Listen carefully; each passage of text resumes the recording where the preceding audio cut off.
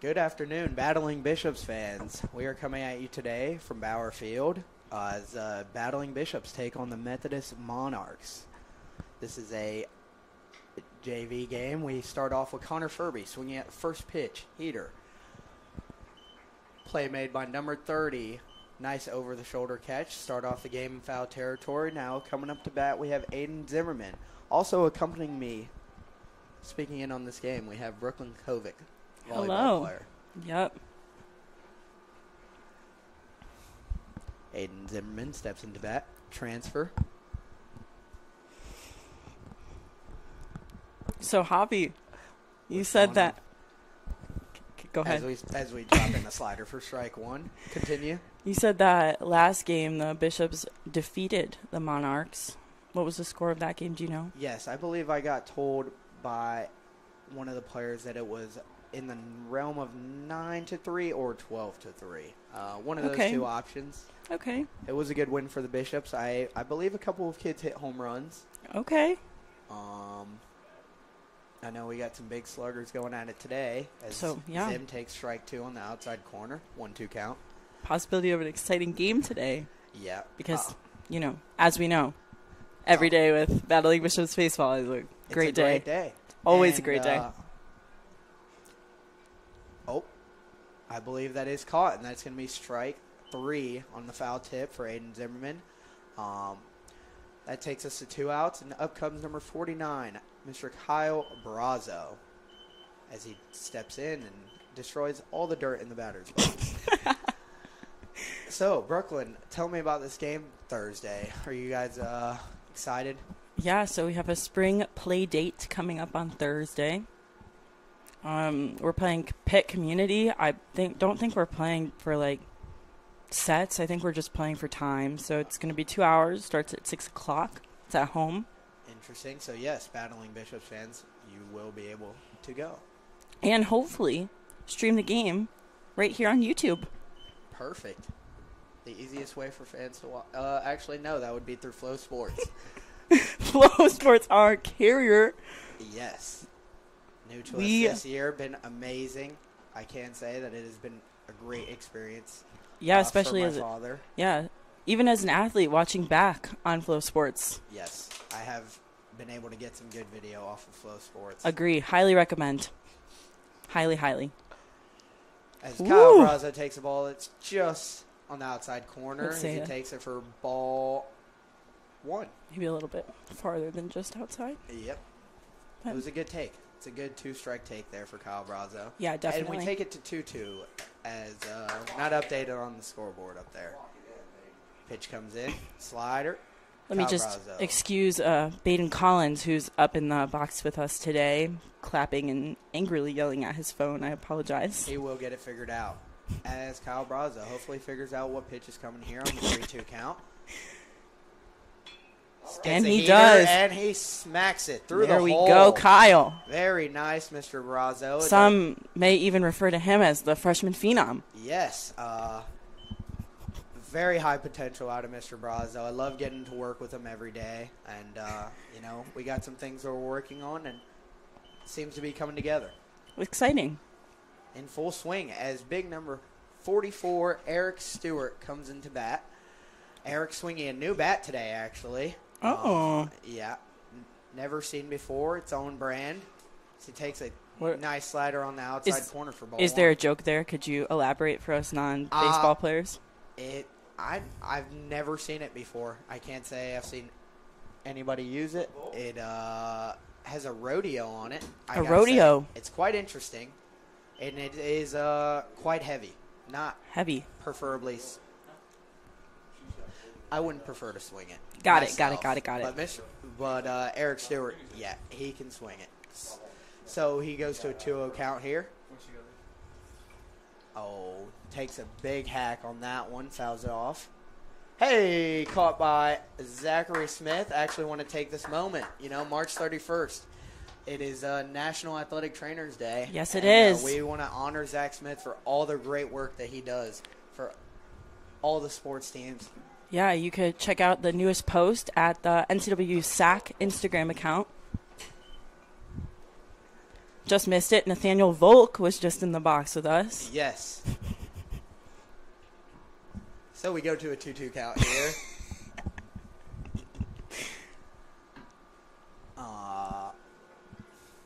Kyle Brazo takes his lead off first, accompanied by Zach Joyner over there, former player, as is our third base coach, Zach Lyon. 2 Zachs. Good take there on ball 3. Oh, the throw hits Kyle right on the shoulder. Seems to be hurt, probably on the rib. He gave us a thumbs up, though. He is ready to go. Phew. Coach Lyon is getting his chuckles over there. They are buddies out of Raleigh, I believe it is.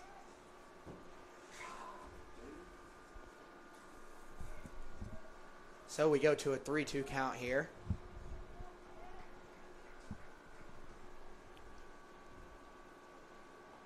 And that's strike 3 on the outside corner. So the Bishops end that inning with 1 hit, no runs scored. Methodist ends with no errors. We head to the top of the second here at Bauer Field.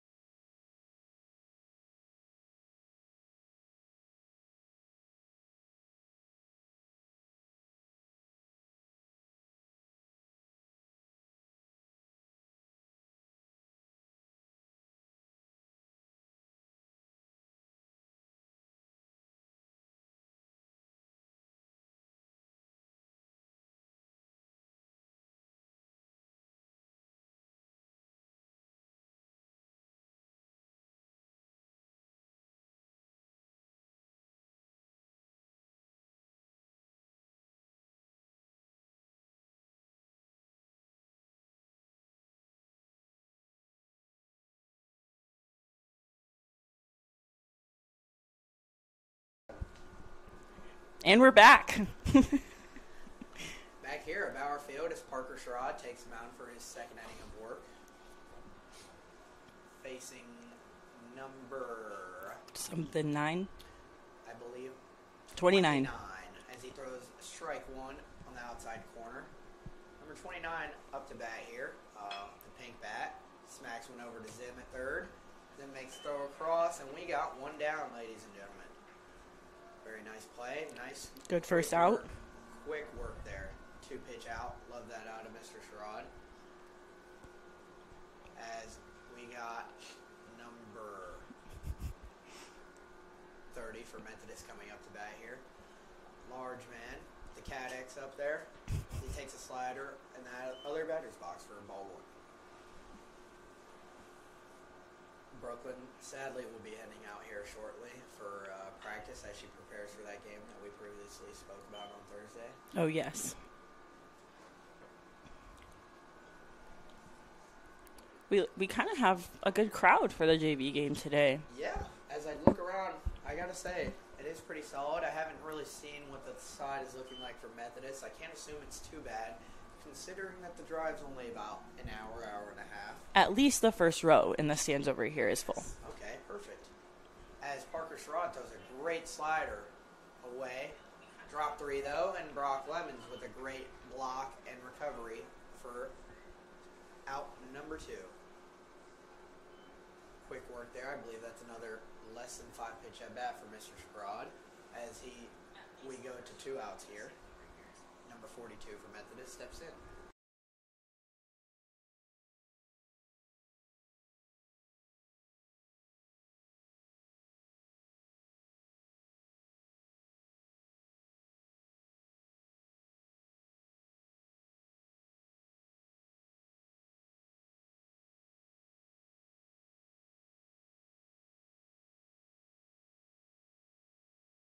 turned away.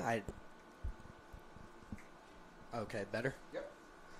Continue what you were going to say, Brooklyn. I was just going to mention that I could have possibly been talking to myself that whole time, but it looks like we figured it out. Okay, sounds good.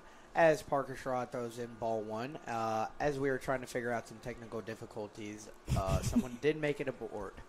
I can't say I know how that happened. But Parker Sherrod throws a nasty slider in there. Got the front shoulder to turn. Great pitch. Take us to 1-1 count.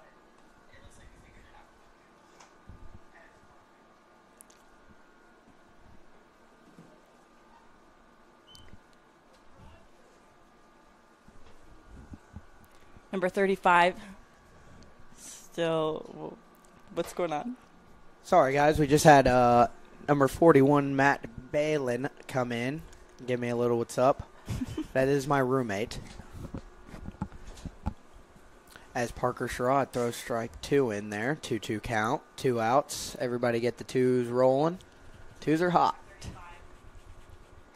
2s are hot. As Parker Sherrod throws a great 2-strike pitch in there. Strike out. Take us to the half.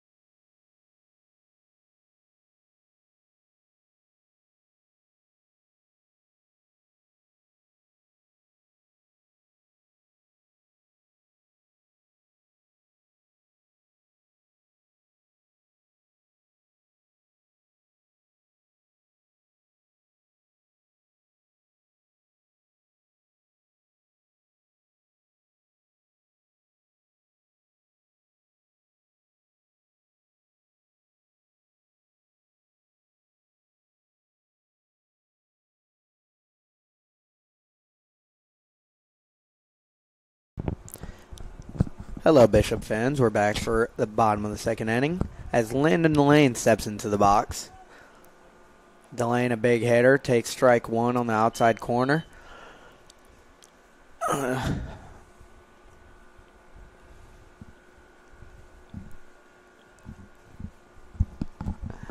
As we get ready for pitch number 2, Delane smacks one foul, hopefully going towards Baden's truck. Ooh, just takes one hop right in front of it. Goes over the gate. Just missed it. Just missed it. I'm sure we all would have loved to see that in the booth. Next time. But that sadly takes us to an 0-2 count here for Landon Delane. As pitcher delivers, he takes ball number 1 on the outside corner.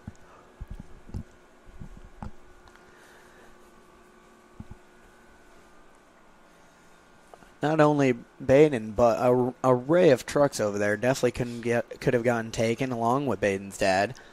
Sadly, Baden's dad was feeding the machine to me about a week ago when I hit one off the machine. Not my intention whatsoever. Did happen to do a little pinball action and go towards Mr. Collins' lip. Some pinball action. Yeah. All right. Yeah.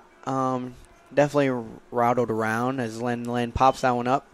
And that is the second inning in a row where the Bishops start off with a pop-up to first. As that brings up number 58, Will White. Will White being one of the people that I do believe last game hit a home run. Am I correct, Matt? Yes, I am. So, Will White being one of those people from that game to have hit a home run. Stands in there in a very powerful stance. As he takes ball 1. A great take there. Coach Lyon at third looking to get Will White going. Hopefully get the Bishops rolling as we get ready for this 1-0 pitch. It is popped up softly to the shortstop as that will be caught for out number 2, bringing up Baylor Peebles. Got to make sure to call him Peebles. Get used to the nickname Pebbles for old Baylor. Oh, he doesn't like that? Oh, no, I think he loves it. Oh, he loves it? Yeah, the Greenville native. I think he loves it. He rolls with it, and he works hard for the Bishops. Well, speaking of nicknames, anyone else on the JV team have some fun nicknames you want to share? Let's go through a line. Yeah, let's take a look. Let's take a look. Well, we've already started with Aiden Zimmerman, as we all know him as Zim. Zim is what he referred to himself as when he first met Brooklyn. Right to his right, we got Connor Furby. We like to call him Ferb. Ferb. I like it. Nice and simple. It's got a ring to it. Yeah, and it can't be Furby. That's the name of Pfeiffer's Field. We can't call him by that name. Yeah. Next to him, we have Gavin. Gavin, I like to call Gav. Nice and simple. Gav. Nice and simple. That's all I can see for now, Brooklyn. Let's toss it back to you. Any volleyball nicknames that you consider to be noteworthy? Well, we have Shay Lunsford. Yes. Her nickname actually is Shat. Thanks to Baden Collins. Anyways, we also have we have me. I have a nickname from the team. Yes, I believe it is Brock. Am I incorrect on that statement? Yeah, but you have to say it in a it's like Brock, Okay. As Baylor Pebbles knocks that one up for third pop out of the inning. I believe it's Peeble, right? Peebles. Not Pebbles. No, did I say Pebbles? I did accidentally. Yeah, it just came out. It was bound to happen, but third pop out of the inning for the Bishops will take us to the half inning. And we will continue back with you.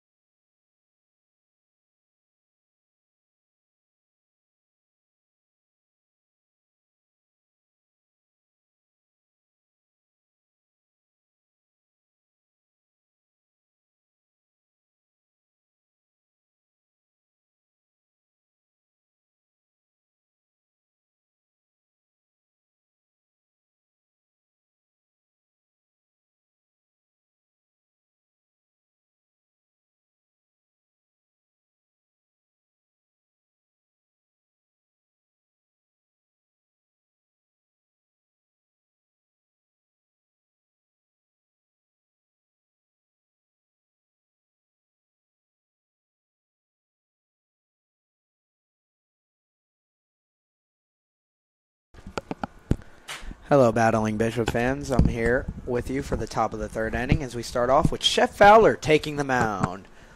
Well, Shep with the live arm comes at us with strike one, first pitch, as I believe that's going to make infield pop-up number 4 in a row as Sam Colsano catches that one. And another quick First out. Another quick first out for the Bishops is correct, Brooklyn, as she returns to us after taking a couple bites of her pretzels. Correct. Yeah. Yeah. As Shep delivers strike number 2 for out number 2. There we go. As Sam Cosano. Moving quickly this inning. Moving very quickly this inning. As Sam Cosano takes that one down for his second out of the inning. Can he possibly get the trifecta here? Knock on wood, you just kind of jinxed it. Oh, hopefully. But there is something also brewing that could be cooler in this inning. Let's see if this player for Methodist is smart enough to take ball 1, and he does. That takes us to a 1-0 count. We were looking for the 3-pitch inning there out of Mr. Shep Fowler. But those plans were spoiled. And out here will still be a pretty amazing inning out of him as he throws ball 2 in the dirt.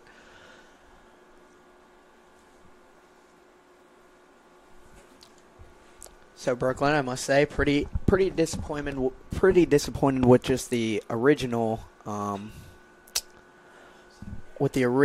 pretzel flavor. I must say I'm a fan of throwing some kind of chocolate on there. It does tend to make it a bit more interesting. No, definitely not. No chocolate on the pretzels ever. Never white chocolate pretzel.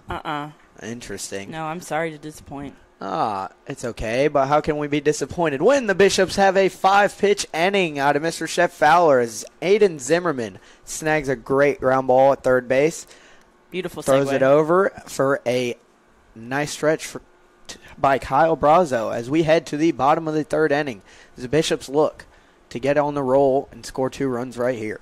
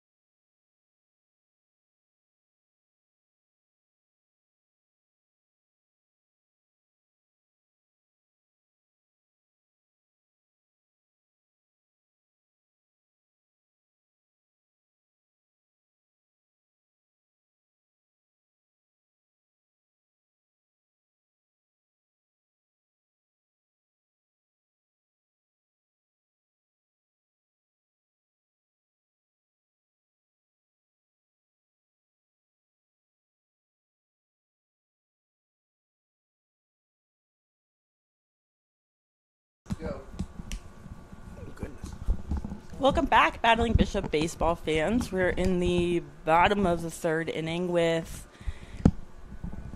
Sam Colsano. Sam Colsano. That's who it is. Sam, on recovering from a back injury that he dealt with in the fall, has gotten a lot better. I know that it was pretty rough for him, but he's recovered greatly. He's worked his tail off for the Bishops, and he's always at practice as he smacks that ball into right field for a leadoff single. Woo. I did hear in the last game also that Sam Colsano was swinging the bat quite well. He's looked great at practice, and that is great to see a nice line drive single for him right there. So we head to Brock Lemons. Brock. Yeah. Brooklyn's nickname up to bat, Brock. Yep. Mr. Lemons, also from Ohio. Correct. I know this is probably a common theme with Brooklyn streams, but yeah, we do have to give an Ohio shout-out to Always Brooklyn. got to give an Ohio shout-out. And Brock Lemons. The Ohio State University and, just football champions and stuff like that. Yep. Got to give them their props. They did it. And they did it in good fashion this year. Was a great time watching the new playoff format this year, I got to say. Yeah. I definitely enjoyed it. I definitely also just fell in love with college football in the past couple of years, I must say. Yeah. Who's your team? I'm a big Florida State fan. Oh, I'm sorry. Yeah, it was a rough year. Rough year. Been a rough couple years, I gotta say. Last year was great going through the regular season, but when we didn't get in, and then to watch and see what happened to us in that bowl game against Georgia wasn't the best thing for us. We didn't have many guys going, but it just sucks to get embarrassed like that, and then have the whole season turn around and pretty much lose every game. Oh, trust me. I know an embarrassing game. I watched Ohio State play Michigan. Oh yes, I must say that was a rough one to watch on Rival Day. Oh yeah. Yeah, to start off your Rival Day also, that's a tough one coming at you. As Brock Lemons takes strike 2 for a 2-2 count here, looking to get something going. As Bishops look to rally off of this leadoff single. So back to what we were talking about with college football. Hopefully a new look for the Florida State Seminoles this year. Just anything better than last year, really, I got to say. We got the Boston College quarterback coming in. I must say I don't know if he is taller than me, but hey, he's got a good run game. We love a short king. Yeah, he's got a good run game. And now, is this Marcus? yeah, we have Marcus Graham up to bat, swinging a red Marucci. Okay. Marcus with a very open stance as he smacks one up the middle, and that gets through. Sam Colsano heads over to third base. We get a throw over. Good throw. Does he get the tag on him? He does as Marcus advances to second base, but that is sadly going to be the second out for the Bishops made at third base. Good hustle by Sam Colsano there. Can't really blame him. Was a tough play, but good for Marcus Graham to get to second base there, as that does give an RBI opportunity for Mr. Connor Furby here. Oh, Ferb. Ferb comes in, I believe, leading off. He is the leadoff hitter. I believe popped up to first and is the last at bat, looking to get a good swing off here. Still facing the same starting pitchers, so this will be the second time through for him.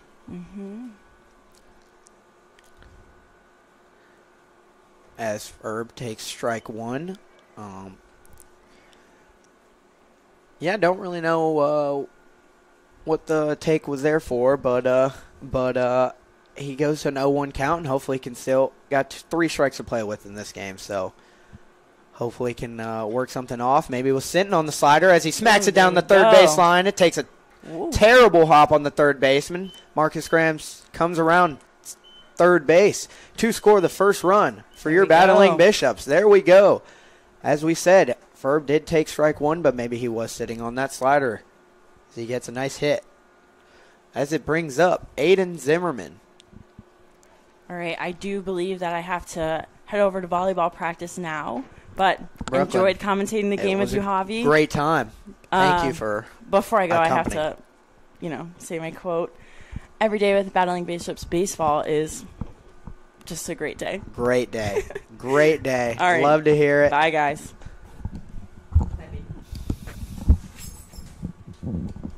And now I will step on, Javi. As Baden Collins steps in, Zim takes strike 2, and we head to an 0-2 count. Baden Collins on the mic now. My guy.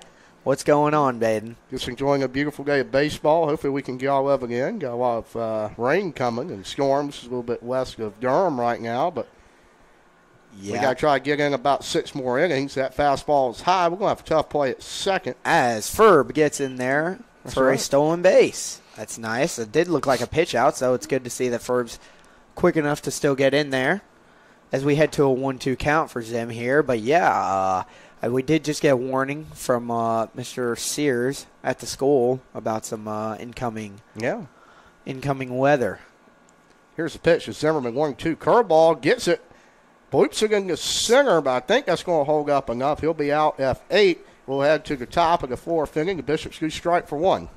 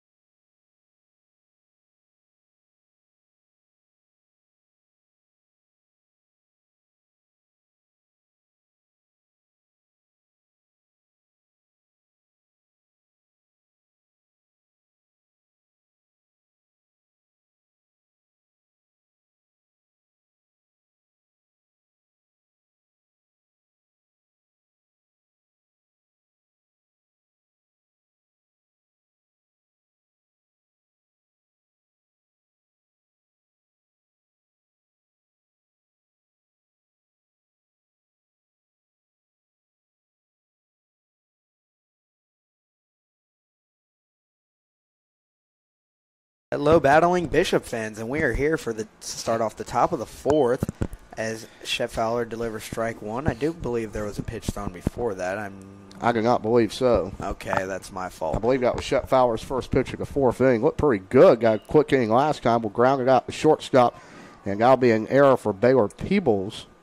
Yep, that one's going to sneak through the wicket, sadly, but still good work out of Shep Fowler. Looking to get another ground ball here. Love the intensity. Pointing back at Baylor Pebbles, saying, let's get one right here. I think that's a lot of baseball, Hobby. If you can pound the strike zone, trust your defense behind you to get outs, and really keep that pitch count low, you're going to be in a lot of baseball games. Most definitely. That's the key. Pitching which wins you championships, and as does defense, as we all know. That's right. Well, Hobby, I see you have your Tampa Bay Rays shirt on. Major League Baseball has started. The Rays are at George Steinbrenner Field this year. It looked a little different on opening day, I saw. And definitely, but didn't end in a bad way. No. Was a great first opening day for the Rays, as we had Cameron Misner come off the bench to smack a pinch hit, walk-off home run. Sadly, we did lose game 2, but we were able to take game 3 and take the series. That's right. Baden, I know being from North Carolina, it's probably harder to pick a team. I must say, I don't know what your team is. Chicago Cubs, unfortunately. Oh, the Cubs. Well, I saw Kyle Tucker got a couple homers over there in Arizona, but that's a strong Arizona team. We blew a pretty big lead last night, I believe, in game 3 of that series. The interesting part is that is a walk, by the way, from Shep Fowler, first and second, goodbye out for the Monarchs. The issue is the Cubs started the season earlier. They faced off with the Dodgers in Tokyo, so it was not opening day for them. Yep. And it's been a rough start for Chicago. Hopefully they can turn it around. Yeah, it is always tough to start the year off facing what I would say is the two best teams in the NL this year. The Diamondbacks coming in with a lot of power. Corbin Burns, Zach Gallen, Brandon Pfaadt. A lineup that's coming at you with heavy hitters like Ketel Marte and Corbin Carroll. That's going to be a strong division this year, the NL West. And I think if the Cubs can just scratch away and get some victories, things will get rolling. They got a good team there this year. How about Shohei Ohtani, huh? With the Dodgers, I saw he is now not in game action, but he is back on a rehab mound, I guess you would say, starting to throw again. Now, you get him to be fully healthy as a two-way guy, that's a deadly combination. So. Oh yeah, we all know how the Dodgers are gonna look if that comes back. That's just a powerhouse like you've never seen. But yeah, pick off from Shep Fowler there to second base, right. Gets back in safely. To start off the year in Tokyo with you're facing Yoshinobu Yamamoto. You got that out. There you go. Yep. And Shohei, I believe Shohei is going to probably always hit a home run when he goes there. And the chances are probably very high. I'd say a lot of people have made some money off Ohtani hitting a home run in their life, Javi, but I know he's probably a heavy favorite in Vegas. To hit a few balls out. That's a curveball from Fowler. And Baylor Peebles will unfortunately make his second error of the inning. That will extend the Monarch League. But we have a great throw from Connor Furby. I think he is out. Yeah. Aiden Zimmerman makes a great tag to nail the runner at third base. Sad play right there to not get the double play, but to getting out right there is still a big situation for the Bishops. Now, Javi, we're also, as we're going to move on there, as Methodist now has an insurance run 3-1 in the fourth. Clouds rolling in here at Bauer Field. But, Javi, not only Major League Baseball, as you were mentioning growing up as myself in North Carolina, and you in Florida is more of a pro sports area, but here we kind of live and die on college baseball, and we had some series this weekend. So that's going to be a hit in the 3-4 hole for the Monarchs. Should hold the runners at first and second. It does. North Carolina, big series winners over Miami. I know for you, that is I guess a pretty tough series for you to decide. I know you got battling Bishop, former teammate at Carolina, but not far from Miami. Whoa. As we specified earlier, I'm a Florida State fan. Okay, this is true. Miami, yeah. I have a weird hatred toward Miami. I don't know. There's no reason behind it. It's just I'm a Florida State fan, and So you were cheering for the Tar Heels this weekend in their two or three wins over the Hurricanes. Most definitely, I'm going to cheer on a team that has some players that I know. Former player Tyson Bass, Hunter Stokely, I got to meet. Great guy. He can hit the ball this year, huh? I think he's yeah. leading your team in home runs and batting average right now. Swinging it. For a guy that when I first saw him, I thought the man could smack the ball the other way like I'd never seen. But once he got that pull swing going, it has been a great year for Mr. Hunter Stokely. We will have a timeout in the box by the Methodist hitter here. Also going on this weekend, we had Duke taking down NC State 2-3. They won 16-6 via the run rule yesterday. I think the most surprising one of the weekend, Hobby, Virginia Tech swept Wake Forest in Winston-Salem. I did see that, and that was quite a series to watch. Those were some interesting baseball games. Yes. Along with that, going back to UNC defeating Miami, though, I actually did unfortunately turn on the game in about the seventh inning yesterday, looking for UNC to get the sweep against Miami, but to see that a series of unfortunate events occurred, and I believe Daniel Cuvée, hopefully doesn't break him completely out of his slump because we know him to be a powerhouse hitter, but he did smack a 3-run double to take the lead and end up good winning. slider from Fowler, but first base was occupied. And and that's going to be out number 2 for the Bishops. Out number 2, however, got what advanced 2 Monarchs into scoring position, folks, as they were one hit away from 5-1. Hobby, there was a play in that game yesterday. I was probably 15 feet from it, so I was able to go to that Game 3 yesterday. Gavin Gallagher couldn't make a split decision play at third. I think what happened from my vantage point, and I've not talked to anybody about this play, it appeared it was a slow roller to third. Bases were loaded, however, and that is a check swing. Whatever you want to discuss, I was watching the play, but continue explaining it. Appeared he tried to throw it to second. However, Madera was not there in time, so he did not have a play at second. He again goes and checks the Miami runner at third. It again appeared the Miami runner at third was off the base. So again, he said, well, I'm going to make Hunter Stokely make a split decision throw. Again, it was too late to get the runner, so he was just kind of a no man's land over there, and that was a tough spot to be in. But again, you got to hit the baseball. Carolina not really hitting the baseball this weekend. Yeah, Tyson Bass 2 hits yesterday, but really Miami, I mean, the pitching in that series was phenomenal all the way around. Yep, and I did see a stat, though, that actually was, I believe, the first good weekend for the Miami pitching. Really? 7 earned runs in the 3 games, if I'm... That ball is flown to left. Will it go foul is the question. I think the answer is yes, as it goes just over the shed. That will even the count at 2-2. As I believe that was bat flip for some reason. But let's just get back to talking about the game. I did not see that. I was watching the ball down the left field line.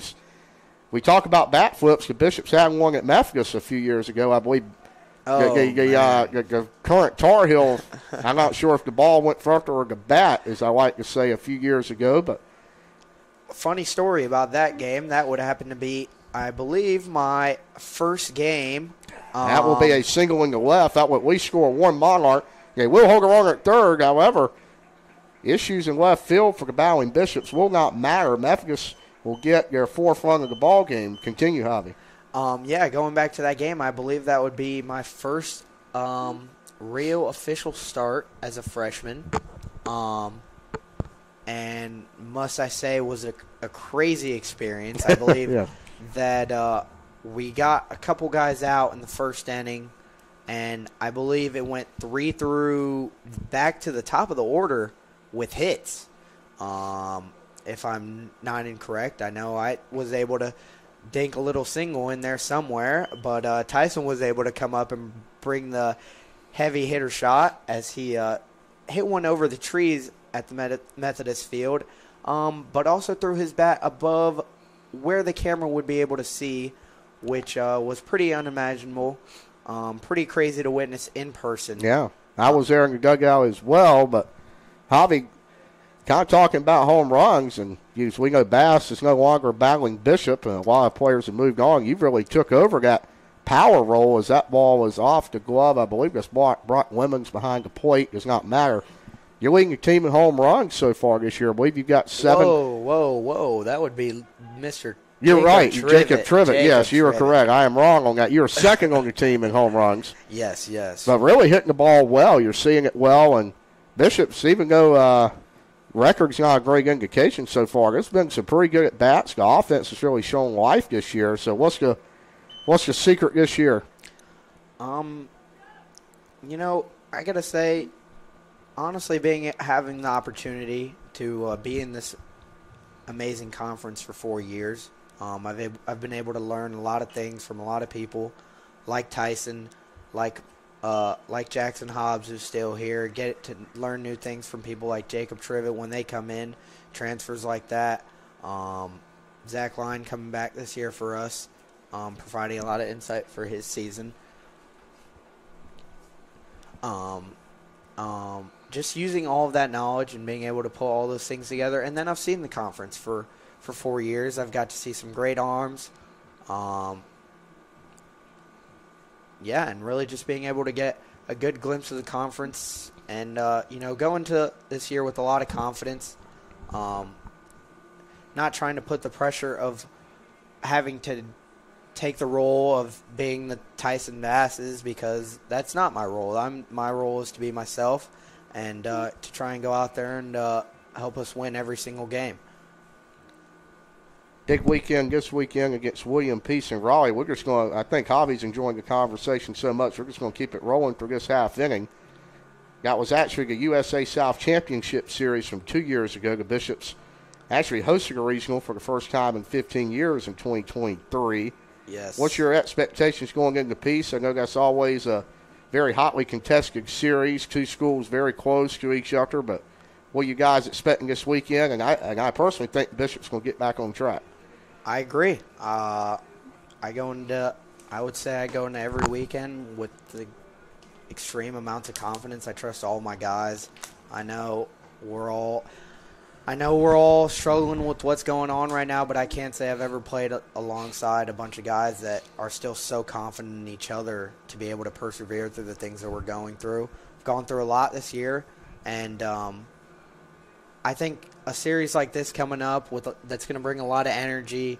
We're going to be on the road, but we're going to be coming back and forth from Peace. It's only an hour drive.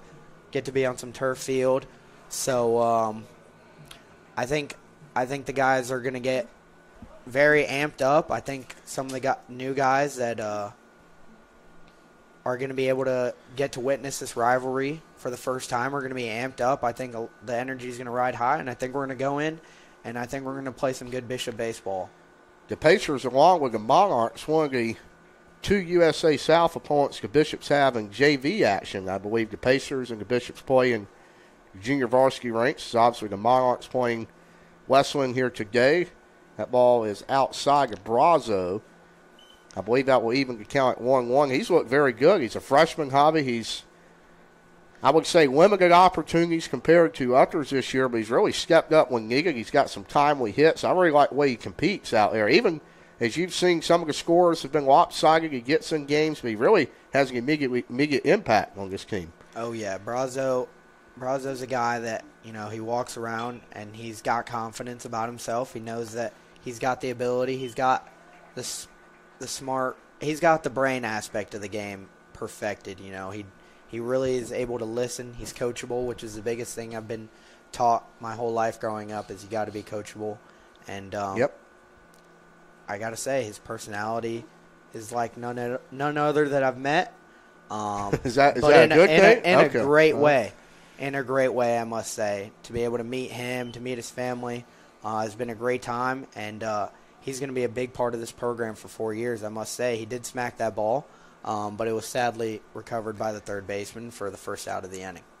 As Kyle, as some of you have, if you've been watching some Battling Bishop football, basketball, volleyball, he's been commentating a lot of those games. I hear he's got some kind of internship with the Boston Red Sox. I'm not really sure exactly what that is, but well, I have not heard of this. Some type of scouting deal he's got going on or lined up in the summer. I think that's a pretty good opportunity there. And when you talk to him, and you kind of see this with a lot of younger baseball players, which you wouldn't expect. They know the history of the game very well. I mean, he is bright. He can name off some figures and some stats that you wouldn't even think of. And I think, that's part of scouting. You got to know what a comparison of this guy will be. Is he compared to Aaron Judge in his body or his swing, or, what is his ceiling? And I think Brazo can do a very good job for an organization with that. So I agree 100%. He's got the charisma about himself to be an agent, and I see him working hard, and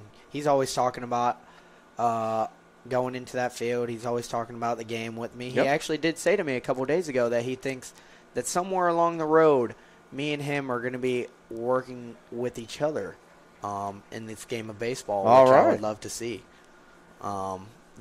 I can't see the future, but I can't say that he's wrong, because he's got a baseball mind like I haven't seen in a while, and it's great to be around.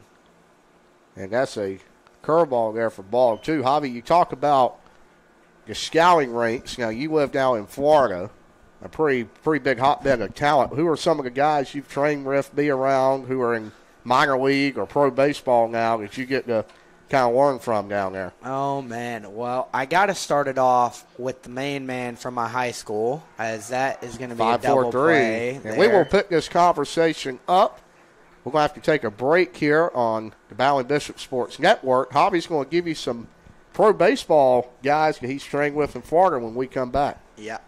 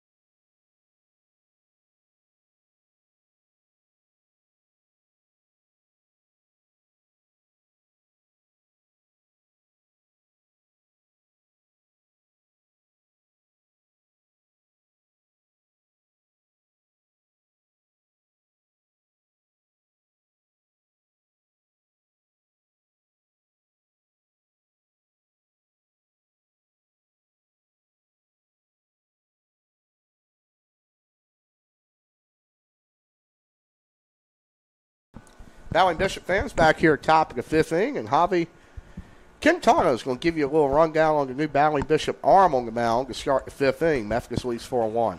Along with the new arm on the mound, I do see that we have some defensive adjustments in the field. But on the mound to start off with, we've got number 57, Tyler Jumper, wearing the number from my freshman year. Great number. You wore it this weekend. Did get to wear it this weekend. That is kind of a perfectly placed infield. So what a barehand play by Kyle Brazo. I didn't get to it yet, but yeah, that was a part of the defensive movements as Kyle Brazo moved to third. I see Eric Stewart came into first base. We have Aiden Zimmerman moved to shortstop, and I believe that's the only change for us so far, along with Tyler Jumper on the mound.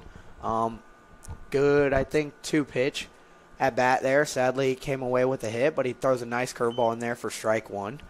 But getting back to what we were going to talk about last inning, baby. Yeah, give me some minor league guys down there in Florida. I know it's a hotbed of talent if you train with or you've had the opportunity to speak to, and even some big-time college guys at Florida State, whoever you know. Yeah, so I got to start with the main man, Sean Herman, buddy of mine. Played high school with him all 4 years.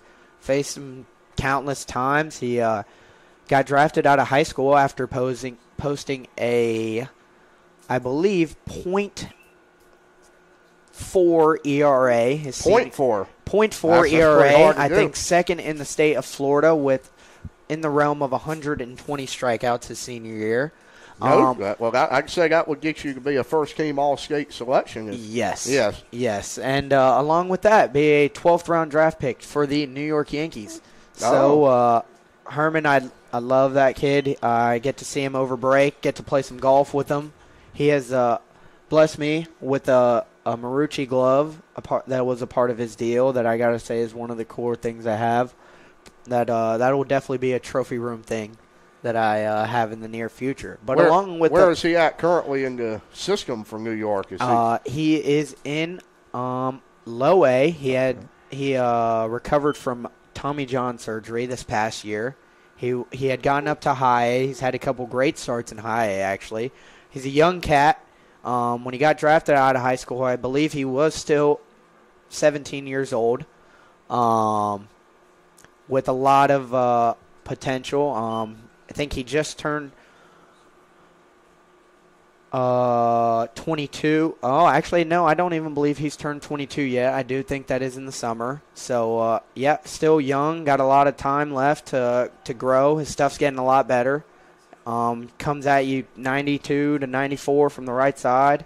A lot of movement and great off-speed pitches. And, I love Sean Herman. Now, a question you may not know the answer to. The low-A team of the Yankees, I believe, are the Tampa Tarpons. Yes. Where are they playing their home games this year? Are they still in Steinbrenner Field? Or I know the Rays situation, that was the home field of the Tampa Tarpons. Well, I do know that right next to George Steinbrenner Field, as that is a base hit to right field. They will send them, Javi. We may have a play at the plate. We do. No! Eric Stewart cut it off. I think we may have had a play if he wouldn't have cut that off. I agree. 100%. We will never know, as that will extend the Monarch League to 5-1 with one out. Now, Javi, on the infield, I assume you've got Brock back there behind the plate. Is he telling Stewart to cut that ball, or is he saying let it go, let it go? How does that normally go down? Well, it is in that situation, that should have been a no call. As that ball gets touched up to left field, should be caught. Normal fly out for Will White. He tracks it down for out number 2. But in that situation, that's going to be a no call there for Brock Lemons. He's going to say no words. Nothing, okay. And if Eric doesn't hear any words, then he is not supposed to catch that ball. When you hear a cut, that's when you're going to cut that ball off. You're either going to hear a cut hold, which just cut, hold the ball, or you're going to hear a cut to a bag, which in that situation, maybe the runner takes off for second base, and you don't have a play at home plate, and that's going to be cut to. Eric's going to cut that off, and we're going to nail the runner at second. So what you're saying is you have to have pretty quick decision-making out there when you're getting yelled. Again, they may change their mind instead of cut, hold, cut two on a dime decision. But continue your conversation about some of the guys you know down there. We've touched on New York already. Oh, yeah. So we got Herman with the Yankees. Jack Hobbs, best friend. I also got the chance to meet him, play against him throughout my high school career. Brock Wilkin, Wake Forest, Demon Deacon. In the Brewers organization right now, I believe has been up to Double-A as Zim catches that line out for the third inning. And we're going to continue this through the half inning. But Brock Wilkin set the ACC home run record. He was a great dude to play around. We've got my summer team was filled with talent. Thankfully, my summer team had the chance to play with Ostinger's Baseball Academy. I got to play with some great guys there. One of the guys, Brad Key Lowry, now a baseball player at USF, University of South Florida, played at Tennessee last year, and he was able to hook the whole team up with some tickets to be able to head out and see their game. That was a great experience for the team. Great chance to see a good friend again, and ended in a sad way. He sadly was on deck when they hit for the mercy rule, but still the opportunity to just be able to see him in an environment like Tennessee was something I loved. We got Brad Key, Nick Rodriguez. I don't know if any of you people have seen any recent highlights of college baseball, but Arkansas just lost a big midweek against Missouri State, in which the second baseman for Missouri State went 5 for 5 with 2 Oppo home runs. That was a great counterpart to play with in summer ball in high school.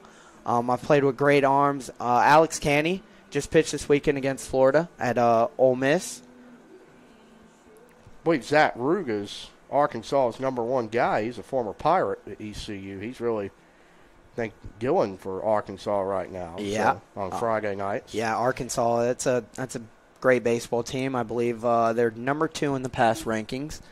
But continuing on, let's try and think about some big league talent I've gotten to be around. Well, you've named off some future ones. Brock Wilkins, one of them. He's a heck of a hitter. Yeah, another big one that I've played against my whole life. Mr. Jack Caglione was someone that I've played against my whole life. I just met him a few weeks ago. Really? In Kansas City. Yeah. Great guy. Yeah, his hands were quite big. Yeah, he's a big dude. He's been a big dude since he was 10 years old. And he's hit the ball pretty much how he does now, but probably at a little bit lower velo since he was 10 years old. I am hoping that signed baseball by him will be worth something in a few years. I got a feeling he'll be very quickly an all-star in Kansas City. Nice little play on the run there. As Will White lines out to second base for the first out. But, yeah, looking for some – that's got some good potential there, that ball. I'm even thinking that he potentially has a shot to be up this year for the Kansas City Royals.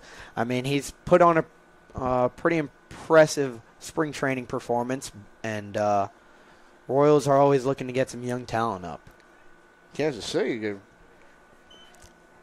really have a pretty young team. You got Whit Jr.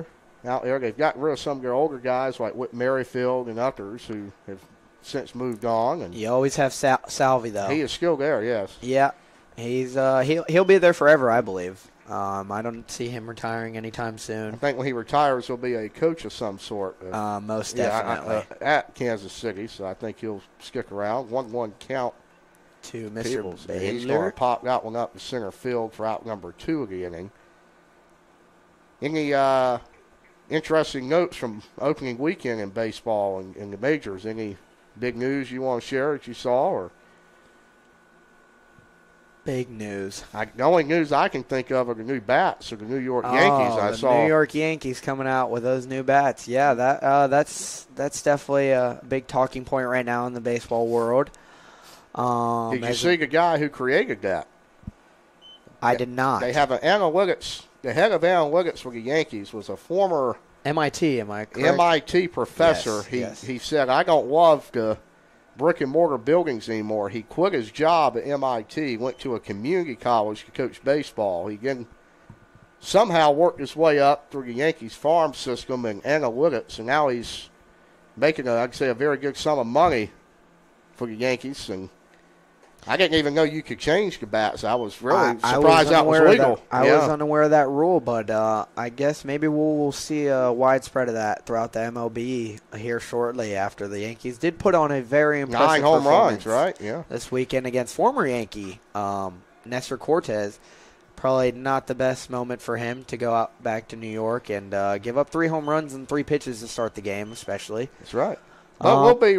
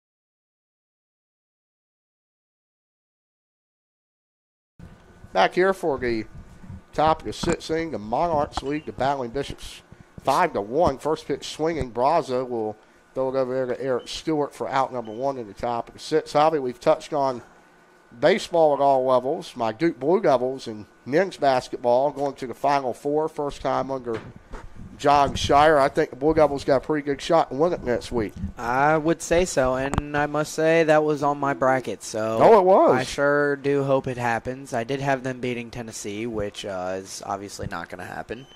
They can beat Houston, though. They can beat Houston.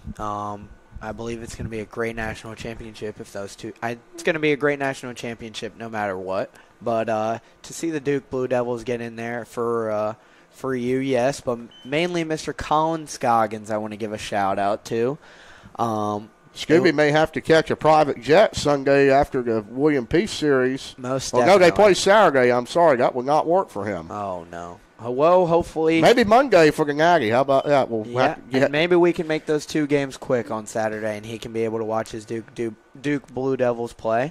I don't know what time the game is at. I think it's at 8:49, so we should be just fine. It's the second game of that night. I tell you, if he flew out Monday, if he had an extra seat on that plane, I may have to take him up as a Blue Devil on that to see John Shire win his first national championship. I know you would love that, Baden, as we do hopefully get ready to maybe go see the Duke Blue Devils play. That's right, Thursday night. The Blue Devils and the Tar Heels. And that's a curveball there inside.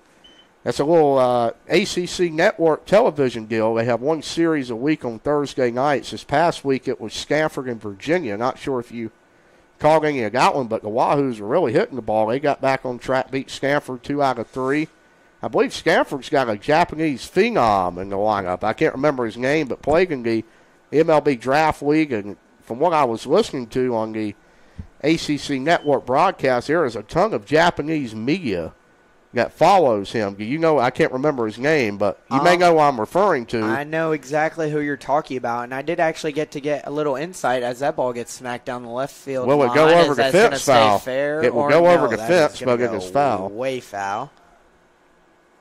Yeah, I believe he does not know that it's foul until he just got told by the first base umpire.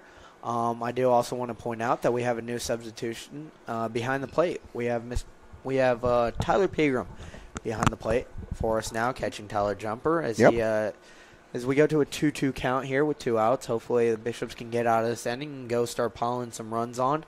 But I got a good story from Dylan Cheeley.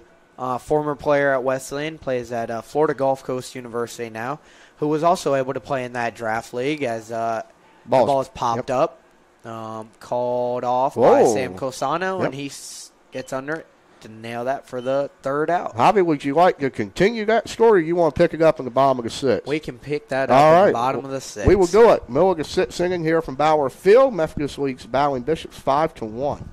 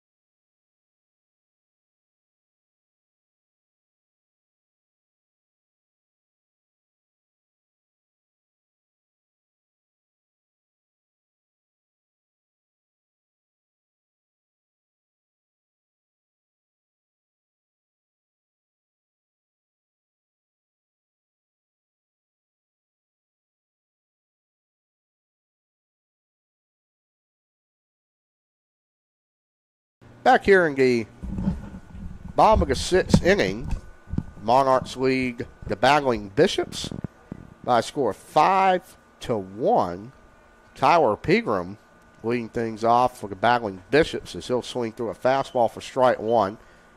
It's a little different in JV ball, Javi. When we're on the airwaves for varsity contest, we have a roster and we're able to tell you the names of the players. Unfortunately, this afternoon we do not have a roster for this game, so we only know the battling Bishops out there this afternoon. But new right-handed arm for Methodist is now out there. Yes, I did see that as Tyler Pegram steps in for his first at-bat of the night. Now, Javi, in the 9-inning game, I know you don't know this because you were playing. We do have a trivia question at the top of the 7th inning. If anybody knows it, you can hit us up on social media. We'll give away 2 season passes. Awesome. For next year. I did not know about this, but it sounds very exciting. We have not had any Florida trivia so far this year. So, yeah, nothing you would know, but all in the baseball round. By the way, during the break, we were able to find the name of the Japanese phenom. His name is Rentaro Sasaki. Yes. And he is a heck of a – is he a left-handed bat for Stanford? Yeah, and I mean, he can crush the ball. But you said Dylan Chile had a story on him. Yeah, Dylan Chile was actually able to face him over summer. Draft league, right? In the draft league, yep. Yes, correct. Don't know why I couldn't think of it, but we figured it out as Tyler Pegram takes that. That's a great take there for ball 3 as he goes to a full count to start off the inning. But Chile was actually able to face Rentaro Sasaki. I don't know if the result ended out being too good for Mr. Chile, but he did say that he had a big crowd following him around. And also Tyson Bass was able to tell me the same story. Like you said, just a bunch of media following him around. And, I mean, he's a great story. He's got a pretty amazing swing. Yes, he does. Yes. And he can hit for some power. Now, the question is Rentaro, is he pretty much a guaranteed first-round draft pick? I'm not sure. I believe he's a freshman. He is a freshman. So he's still got 2 years left at Stanford, and I'm not sure his age. Some sophomores are draft eligible, so you don't exactly know. Here is the 1-0 pitch. It is swung on. Counts even up. Is that Marcus Graham, I believe? Yes, it is Marcus Graham up to bat. Yep. 1-1 count. He'll take fastball outside. That is a tough call for the battling Bishops. Good frame job behind the plate from Methodist. 1-2 is the count. Yeah, unfortunate to see that get called a strike there, but time to open up the zone a little bit for Marcus here as the 1-2 pitch comes in. And it will be a beautiful curveball for strike number 3 and out number 2 of the inning. And Javi, it's getting a little dark here. You think the lights will come on at Bauer Field here soon as the lineup will turn over to Connor Furby? Yeah, I would say probably in the near future here. Coach Clifton will crank those lights on and make it a lot easier to see. I know that this weekend, as Connor Furby smacks a base hit to left field, love to see that for him. Good job by Methodist to get the ball in, holding to only one base, however. As Aiden Zimmerman comes up with 2 outs, and hopefully the Bishops can put something together here. But, this weekend we were able to play at Brevard, dealt with some crazy environment that I've never seen. Actually, across the mountain that you could see standing on the baseball field was a big forest fire, and at one point in the game, the mountain was invisible because of all the smoke. We did not know if we were going to be able to play Game 3 in that series. We did end up playing a hard Game 3, and the result didn't end up coming our way, but the smoke situation was really what just astonished me, from seeing a clear mountain in the distance to just not seeing the mountain whatsoever. We dealt with some pretty harsh weather conditions there, and along with that, not only making it pretty smoky and all the pollen that's getting in our eyes, they did not have lights. We got not for many years until a few years ago. Same situation with the darkness. Yeah, and Game 1, I actually did not expect us to be able to play as long as we did. We did end up going to a 10th inning. How dark was that, by the way, in the 10th? Was it about like it is here now, or? I'd got to say it's probably was a little darker than this. Really? In my opinion, a lot darker than this. Okay. As I got my counterparts back here also agreeing with me. I did not get to hit in that inning, but I must say I probably would not have been happy if I did, because that's already posing a tough enough issue as it is. Now, you were talking about the fires. I didn't even know there were fires going on in the western part of the state, but I assume you could visibly see it, but did it affect your breathing during Game 3 or inhaling all that? It did not feel good to breathe out there. So it was very noticeable breathing. Okay. Most definitely. There was an alert as Zim skies that to left field. I believe it's going to hold up just short of track, out number 3. But tell us about the intake on the smoke out there. Yeah, Game 3 was not the best for the air situation. Got smoky at points. It was getting windy. I actually got told by one of the Brevard players that the wind was blowing in the complete opposite direction of the weekend of what it was blowing the weekend before, which was directly in, which killed a lot of the hard hit balls that the Bishops had this weekend. I know it killed a couple of mine, but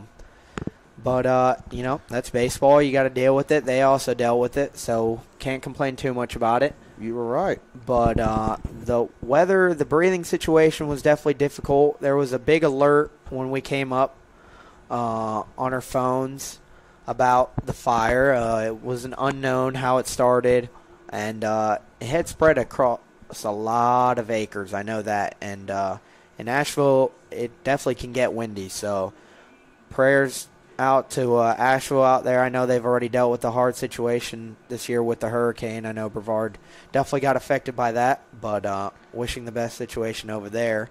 Now, my question is, do you know if they were able to get that fire tamed by, I'm not sure now. You've been gone there from at least 2 days you've been gone from Brevard. So. Yeah, I probably should have stayed updated with it. I haven't checked it out. I'm hoping that everything got solved.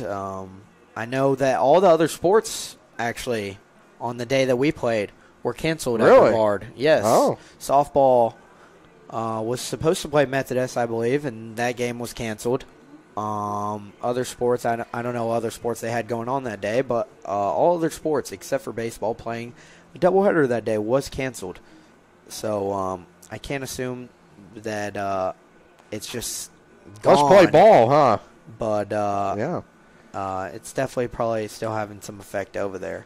So, a little bit of information. It was a 4,556-acre Table Rock fire. Yep. Started in Pickens County, South Carolina. Is now encroached into Brevard and Transylvania County, North Carolina. Wow. So that is quite the deal. 2 states there. Yeah, it was a big one, and it was a big situation for them over there. I know that. Well, we hope the baseball team is safe and able to practice. I'm not sure I know you guys are pretty good friends across the league. Maybe you can reach out and see if they are able to practice or in school. I've not heard a thing on that, so appreciate you sharing that information. Anyway, we are here in the top of the 7th. 1-1 count, Javi. I believe the Bishops have a new left-handed arm on right now. Yes, Gavin Weinstock is in the pitch. Yeah, he cut his hair. He looks a little different now. Yeah, he did. Got a nice little haircut for today. You know what they say, look good, feel good, as he throws a nice changeup in there for strike 2 to take us to a 1-2 count.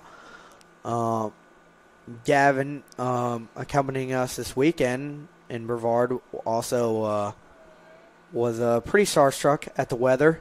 Oh, yeah, well, yeah. But looking to come in today and get some good work. I know he I believe did not come in this weekend, so now he's able to come here, stay in his groove, and still be prepared to go this weekend as he gets a nice strike out there. Well, out number 1. And I believe you even played JV baseball your freshman year. I did. So I think that's really what you use it for. And, they call it junior varsity, but a lot of these guys, and I would say even more so pitchers now, the last few years with the depth the Battling Bishops had defensively. You really didn't see a lot of the JV position players getting opportunity in varsity actions. That ball is flown to left. Hands out saying, I've got it for out number 2. But a lot of these pitchers, if they don't throw in the weekends and you don't have a midweek game, this is kind of their midweek bullpen in these JV games, getting some live batters against a different uniform. Most definitely. And I know that Coach Clifton actually told us today that we will be inter-squatting on Wednesday. So another opportunity for us to be able to see some arms, kind of take that midweek role, but without the, pressure. And, that's kind of different during the season. You don't normally see an inner squad from February to May usually. But Yep, but it'll keep us locked in, be able to keep our pitchers locked in, see some real batters, get some real game-like feels, and hopefully put us in a good mindset for this weekend. I thought that was a strike there. I must say I agree Gavin with that, but that's going to be ball 2. Gavin's quickly gotten 2 outs here. I see I believe Sam Johnson also warming up in the bullpen. But going back to what you said, Baden, JV was a big part of my life freshman year. Came here from playing, a lot of competitive baseball in Florida. Quickly got to realize how great this program was, how great the talent was. And, got to come down here, get some great quality JV at-bats. I loved everything about JV my freshman year. Even gets you closer with the guys you're rooming in Petaway with. You don't typically get to – this is your only way of getting to play with those guys. Mm-hmm. So it's a big experience, and I believe it contributed a lot for me being able to get my chance freshman year against Methodist, actually. Is that right? You played the Monarchs. Okay. Yep. I believe it played a big part in showing what I could do. I know that my fall here, my freshman year, wasn't everything that I wanted, by no means. But JV, my freshman year, I got to say, was a big thing that allowed me to showcase my skill and keep me game ready, honestly. That's one of the things we love doing here is that ball is – as Gavin Weinstock just throws a 1-0 changeup that gets the backstop. But funny thing about the pitch was as Gavin delivered to home plate, the runner at first actually dove back into first base, thinking that Gavin Weinstock was picking off. So Gavin, I do know, has a very good move to first base. I didn't know it was that good until there. But sadly, the runner still does advance as Gavin goes to a 3-0 count here, looking to get back in the zone and get the Bishops back in. I guess it's one of the few opportunities, Javi's. There are not a lot of other schools that the Bishops play that stream JV baseball. We are proud to do it and love showcasing our student athletes here. Obviously, since there's not a varsity regular season contest, we can't advertise and put on Flow Sports, but it's free to watch for everybody on YouTube. I'm not sure if that's a good thing, people having to hear me talk for free, but at least for you, they can hear you talk and a little change up. And that ball is hitting to Brazo. He's going to tackle it. I tell you what, that is a great defensive play. Instead of making a long throw to first. Like I said earlier, the kid's got brains about him. That's right. Also, not the smartest play by the runner at second base, as I see the third base coach instantly goes to his pen and paper to probably write that one down and talk about later. He's putting his hands up, and he's a little confused why the runner went there. However, it is time to stretch. This game's moving along pretty quick. 5-1 Methodist. We'll be right back for the bottom half of the seventh. Sorry, we had to press the mute button a little too early, folks.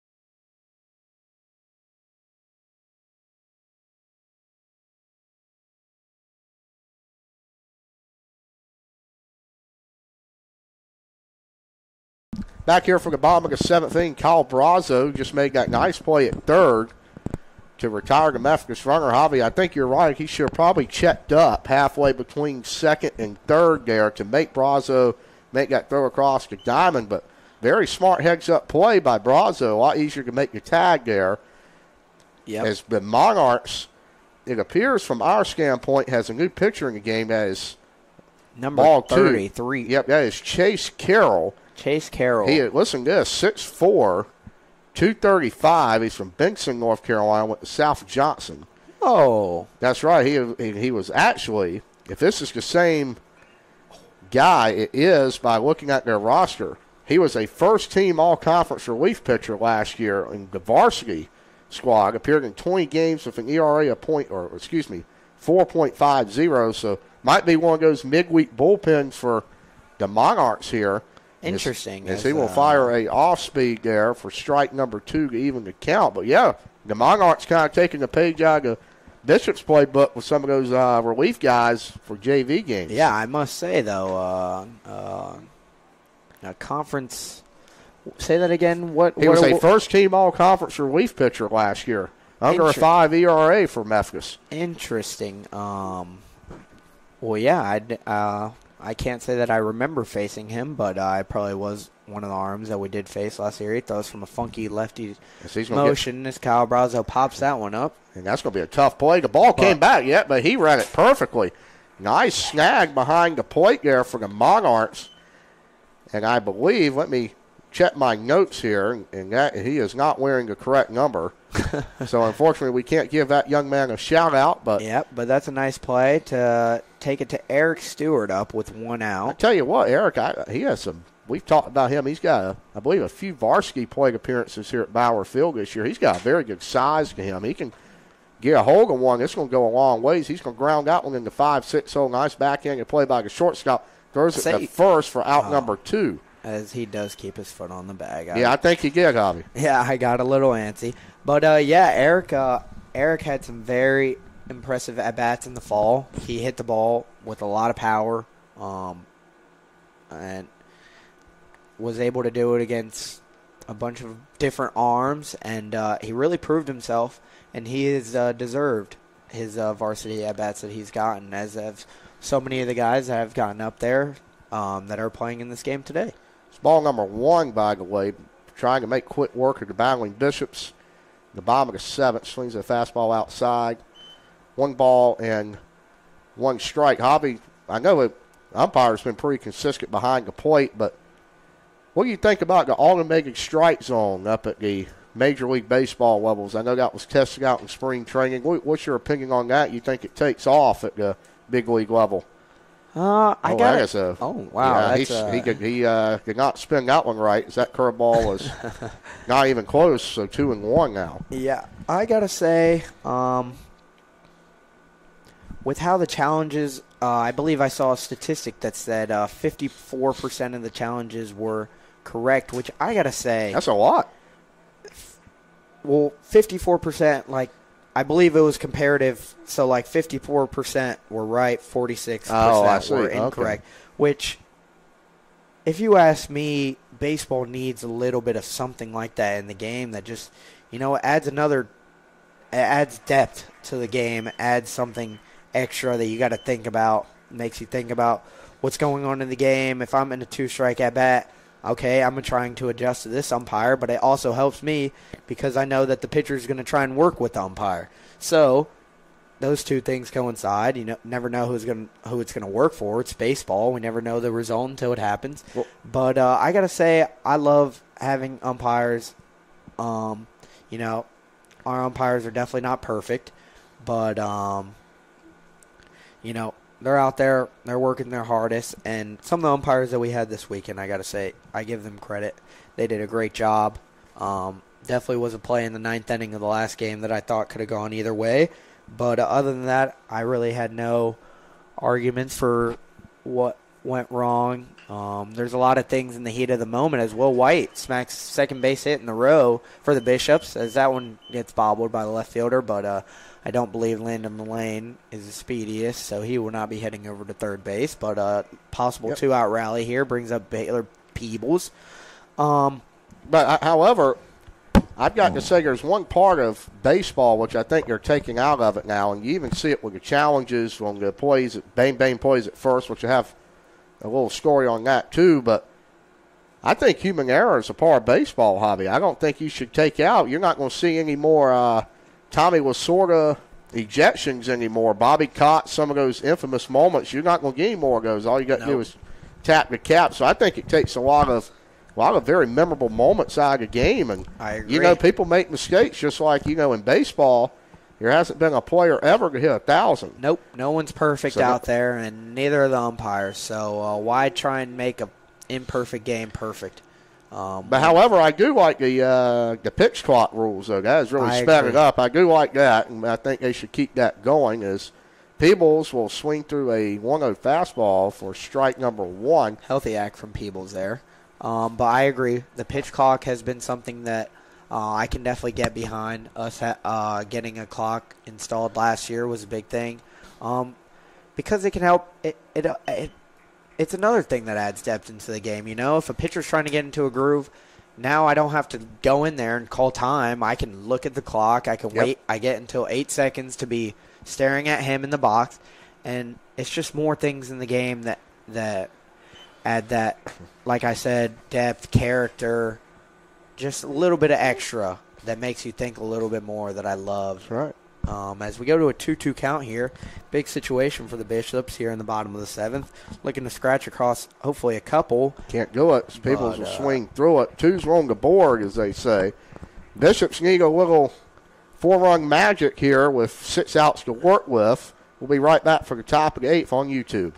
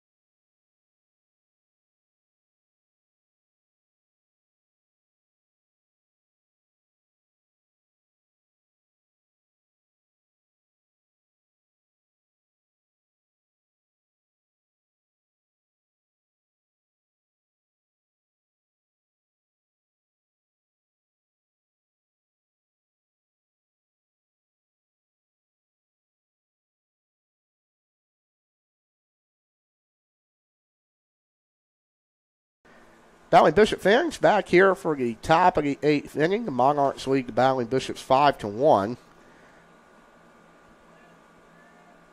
I guess Javi, the Bishops pitching coach for this game, C.J. Benedetto, not Derek Carter. C.J., a graduate assistant, transferred out of Wesleyan in 2021, where he started a regional game for the Battling Bishops. He returned as a graduate assistant this year. Cortland up there, Javi, when he was in New York, they had a football national championship. Yep. But he's going to call upon, I believe, that is sophomore right-hander Sam Johnson, 6'4", 220 from Mauer Creek, Charlotte. Transferred to Wesleyan from Marietta. He's had a few varsity innings this year as well. Very good mound presence up there at 6'4". You got any thoughts on Mr. Johnson on the bump for Wesleyan? I do think that he just threw an amazing slider. I do know That's right. that to take us to a 1-2 count. Sam, as you said about that present, does have a bunch of confidence in himself, as all of us do. He's gotten put in spots that you couldn't even imagine as a pitcher, and he's gone out there and handled it perfectly. You know, sometimes it hasn't gone his way, but sometimes it ain't going to go your way, and it's about the way you handle it. And I believe when you do that, it eventually is going to pay off. And so you're right. And so I see great things coming for Sam Johnson. I know that today is definitely just a little. What a slider there from Johnson. Perfect backdoor slider. Good frame by Tyler Pegram there too. I know that Sam Johnson's going to come back on varsity, and he's going to really get things going for us, and he's going to be a big guy for us at the end of the year. Well, so far this year, Javi, he's appeared in 5 games, 5 innings pitched, some really good competition against Lynchburg. Pitched a third of an innings. He will fire the yellow fastball down the middle for strike one. He also pitched it with LaGrange and King, all really top 25 programs this year. Yeah, and I must say the situations that I know he's gotten put in, LaGrange, or no, not LaGrange, but Lynchburg, golly, situation that you could never imagine happening, situation you would never want to think would happen. What was the situation? But we were up by 1 run with 2 strikes and 2 outs. Oh, in game 1 or 2? In game 2. Game 2, yep. Game 2, the nightcap, as he throws another great slider in there for strike 2. Yep, we were up by 1, 2 strikes, 2 outs, I believe, runner on second, with our main man, Dylan Kroll, who I want to send my best wishes to. He actually just got out of surgery a couple of days ago. How's he going? He's handling it good, like Kroll would, like a freaking boss. And he unfortunately threw another pitch, and the elbow gave out, which sucks to be a part of. And Sam had to come in after not being warm, not being told anything, obviously. And he came out there, and there's another backdoor slider for Johnson for out number 2. How about that? Good start for that young man. That he's throwing, and the way Tyler Pegram is receiving these sliders, I must say, is perfect. He's a very good defensive catcher. Hasn't got a lot of work on the varsity squad this year, but he can really play behind the plate. Seth Jones can as well. Oh, yeah, most definitely. I believe he's catching 3 games a weekend now. Yes. And Seth's another guy that he's going to put it all on the line for us every weekend, and he's not going to say a word about catching 27 outs. That's he's right. Not going to complain. He came here today, and he practiced just like how anybody else would practice. He lifted in the morning just how anybody would lift, and that's why we love Seth Jones. But back to Sam Johnson. Yeah, he got put in that fortunate spot. Things sadly didn't go our way, but hey, it was the second game of the season, and it sucked to see Kroll's season end like that, but I know that he's only going to come back stronger. He was throwing up to, I believe he was up to 95 that game. Or was 94. He really? He was up to 94 that game, sitting in the 90s, and pitch from Johnson. Just hate to see that. That ball is going to probably fall in right. It will fall. I believe that's Marcus Graham chasing after. He's going to have a problem out there handling it in right, so he'll bobble it. What a throw in from the right field bullpen. How about that? Marcus Graham does have a strong arm. I do know that. Usually gets a lot of reps in center field and right field today. Bobbled it a little bit. Was still able to get it in on time for him to not get to third. That was always going to be a double. But that takes us to runner on second with 2 outs here. It's number 8 steps in for Methodist. There was a ball down the line. I believe it was game 3 against Kane. That was a very close where that ball was called foul for the Bishops down the first base line. Very big call in that game. That I think if that ball, which in my opinion from the press box was fair, if it's called fair, I think Wesleyan takes game 3. Kane, Javi. The D3 poll, or the updated poll, comes out tomorrow. They're a top 12 team in the country. Lynchburg's in the top 3, I believe, now. Wow. So The competition Wesleyan face is impressive, and it's only going to help us out. You're right. Yeah, I agree, I think so. And we got Peace this weekend. I believe we got Methodist next weekend, and then that is here. That's a big series. Yeah, big series for the Bishops. Then we got. I know I just looked today, so that's why I'm pretty aware of what's going on. But I know that we got 2 more midweeks with Christopher Newport, Randolph-Macon, 2 other top teams. Newport, I know, hasn't had the best of year, but was still a great talent to play against. It's great to get those midweeks in, get to see those arms, and I just feel it only makes us better. So excited for those. Even more excited, Peace this weekend, Methodist next weekend, and just hopefully get rolling this weekend. Well, Javi, let me ask you this. You don't want to look back in the past, but it's hard to really not recant is Johnson will get a swing on a fastball there, 3-2. Pitch before that he thought was a strike, called high. So he'll get the sign for second, see how they want to check the runner. I believe in Game 7 of the Newport News Regional last year, which the Valley Bishops fell in a heartbreaker, the best year Wesleyan baseball has had in almost 20 years. Sam and Johnson. What a slider from Johnson. He is 3 backdoor sliders. He is bumping off the mound with emotion right now as he looked really good there for the Battling Bishops. We'll pick that Newport News Regional story up when we come back. Bottom of the 8th. Bishops need 4 runs, 6 outs to play with, folks.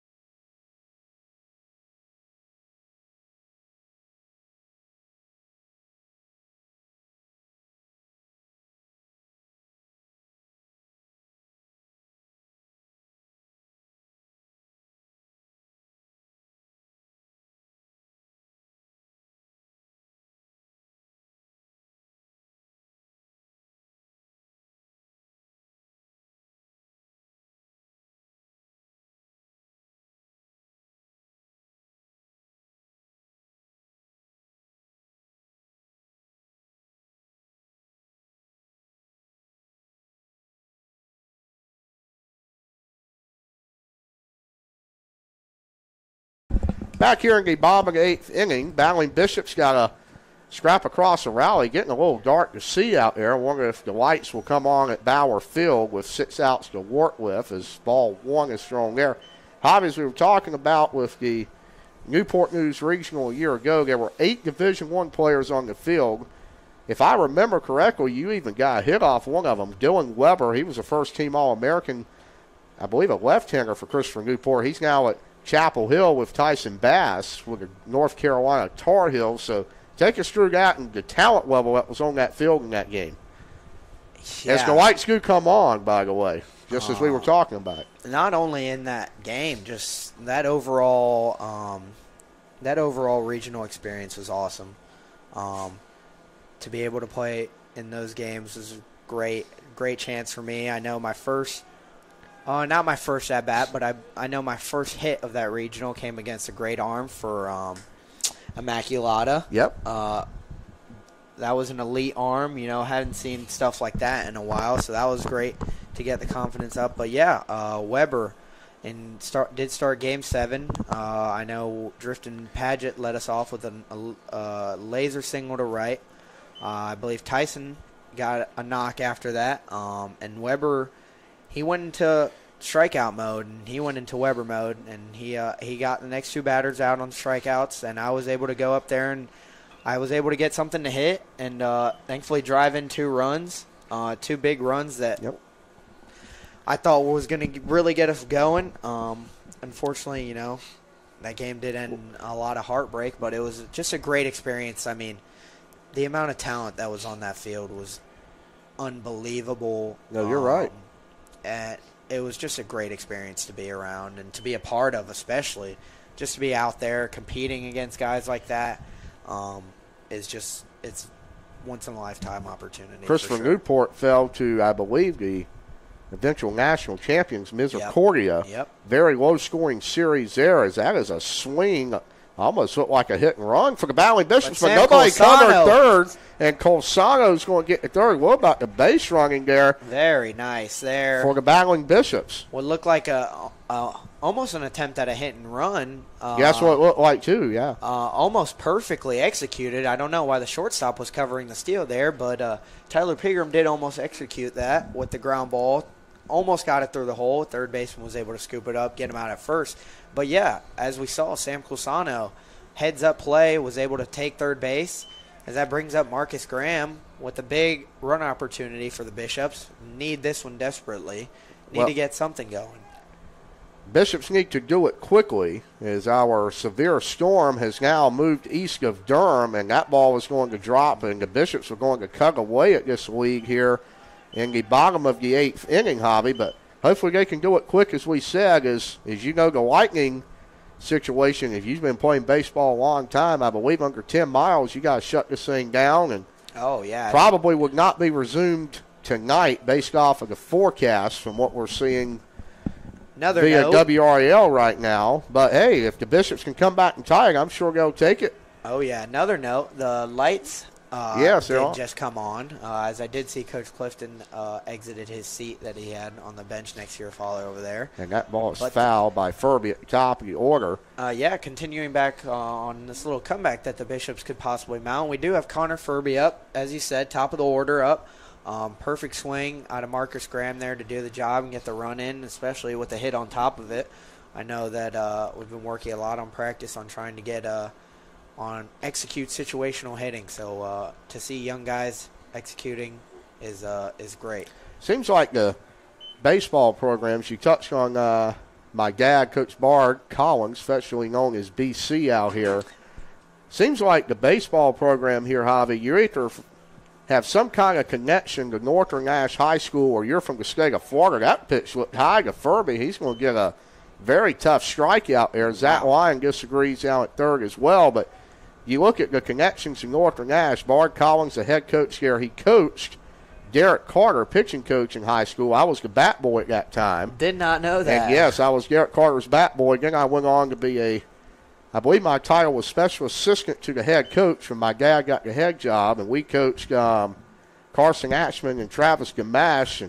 Interesting. And then Coach Clifton as well, coached with my dad at Northern Nash. So that's kind of how we all met. We've been family friends for many years, even before he took this job and the Faith Christian job where he won 2 state championships. But the outside guy, Javi, you look at the guys we got on this team even last year. You've got Jackson Hobbs from Florida, you from Florida. I remember Dylan Cheeley was from Florida. I mean, there's a hotbed of talent down there that the Bishops have been able to pull out of. Yeah, I know that we still got some guys coming in from Florida. Blake Bennett. There's a backside hit by Aiden Zimmerman, and we'll got advanced the runner. That will advance Graham to third possibly. And he will look at the base run by Zimmerman to move up on the throw. Great job giving Kyle Brazo an opportunity at 2 RBIs. Would love to see him get a hit here. But, Hobby, that's a play you got to hit your cutoff on to avoid 2 battling Bishops in scoring position, because if you look at Graham on third right now, his run really means absolutely nothing. And if you get this to a 1-run ball game, anything can happen. Agreed, 100%. I also wanted to go back to an earlier topic that we talked about with the robot umpires. Yeah.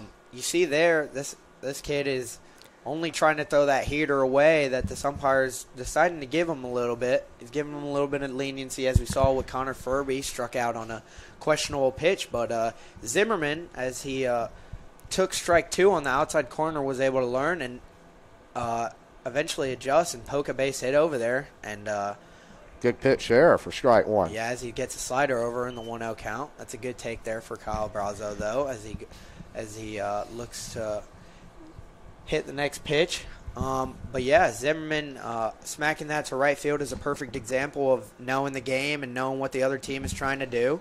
As you see there again, that's still a questionable pitch. I think the umpire's giving it to him. I think Brazo was more mad himself on that one, Javi. Maybe he should have swung the bat. Fastball looked decent, maybe on the outside corner. Agreed. But that's a pitch you got to rope, and he will.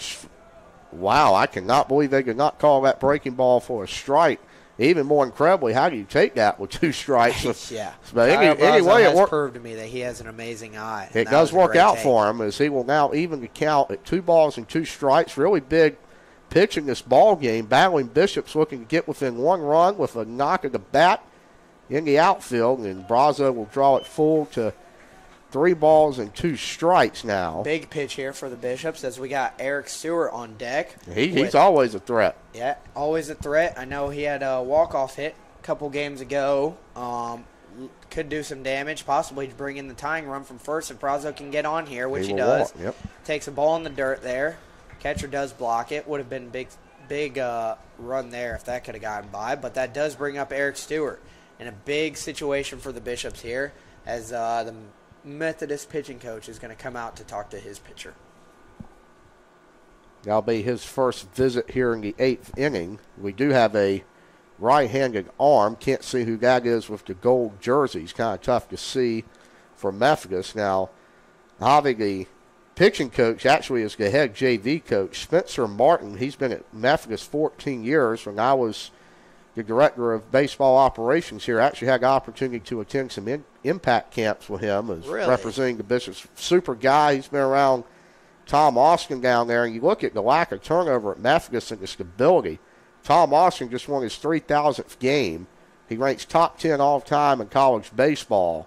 He's been at Methodist 45 years. My dad played football at Methodist for 1 year, and I believe my dad's in his 50s now. He is in his 50s, and guess who the baseball coach was at Methodist? Tom Austin. Tom Austin. Tom Austin. He is still around. I knew that his son played there, I believe, for 6 years. You probably played against him. Yeah, I can't remember his first name, but I think it was Jake. Jake Austin. Okay. Yeah, I believe so. I may be incorrect there, and apologies if I am. But yeah, that was he was a great talent. I believe he used to hit 2-hole a lot for them. Went up there, very gritty Methodist look with no batting gloves as Eric Stewart takes a big hack on that 0-1 breaking ball, fouls it straight back to make it 0-2 count as he looks to fight here and do something for the Bishops. You know, you look at, you talk about the Methodist grit. Something I've noticed about the Monarchs in the years I've been around Wesleyan baseball and playing them, that is a very close pitch in the outside corner. Stewart will get the benefit of the doubt, runs it to 1-2 now.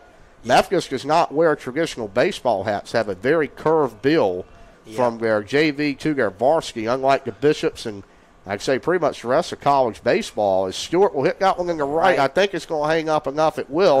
Wesleyan will strand the bases loaded in the bottom of the 8th inning. They're going to have to get it done with 3 more outs. However, Javi, they do strike for 1. It's 5-2 headed to the 9th. We'll be right back from Bauer Field.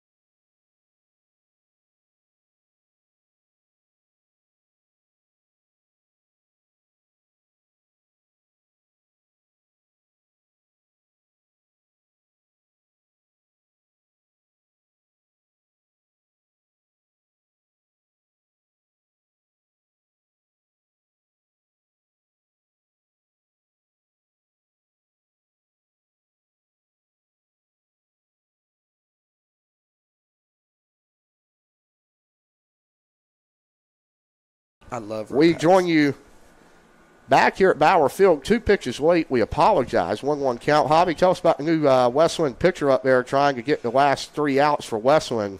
We have got Trent Sawyer on the bump for the Bishops, who does have a start, actually, on varsity. He pitching against Keene. I know he gave us a couple innings of great work as he gets his great curveball. That's his trusty pitch right there.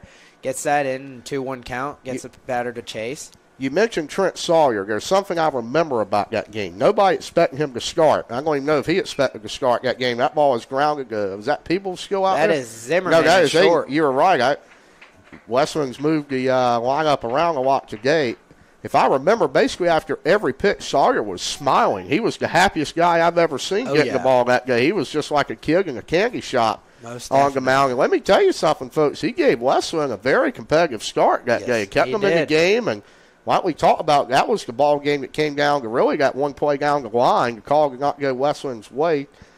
Is Sawyer fires a first pitch curveball a little bit up. That was definitely a tough game for the Bishops. I know. Game 3, I believe I did get one out of here in that game. I believe you did. Yes. Yeah. Left field maybe. Yes. That was a tough game, tough pill to swallow there. Having Keene here, I did feel like we beat them, but it's been a lot of situations like that this year where felt like one little thing changes to go our way and that changes the whole aspect of the game.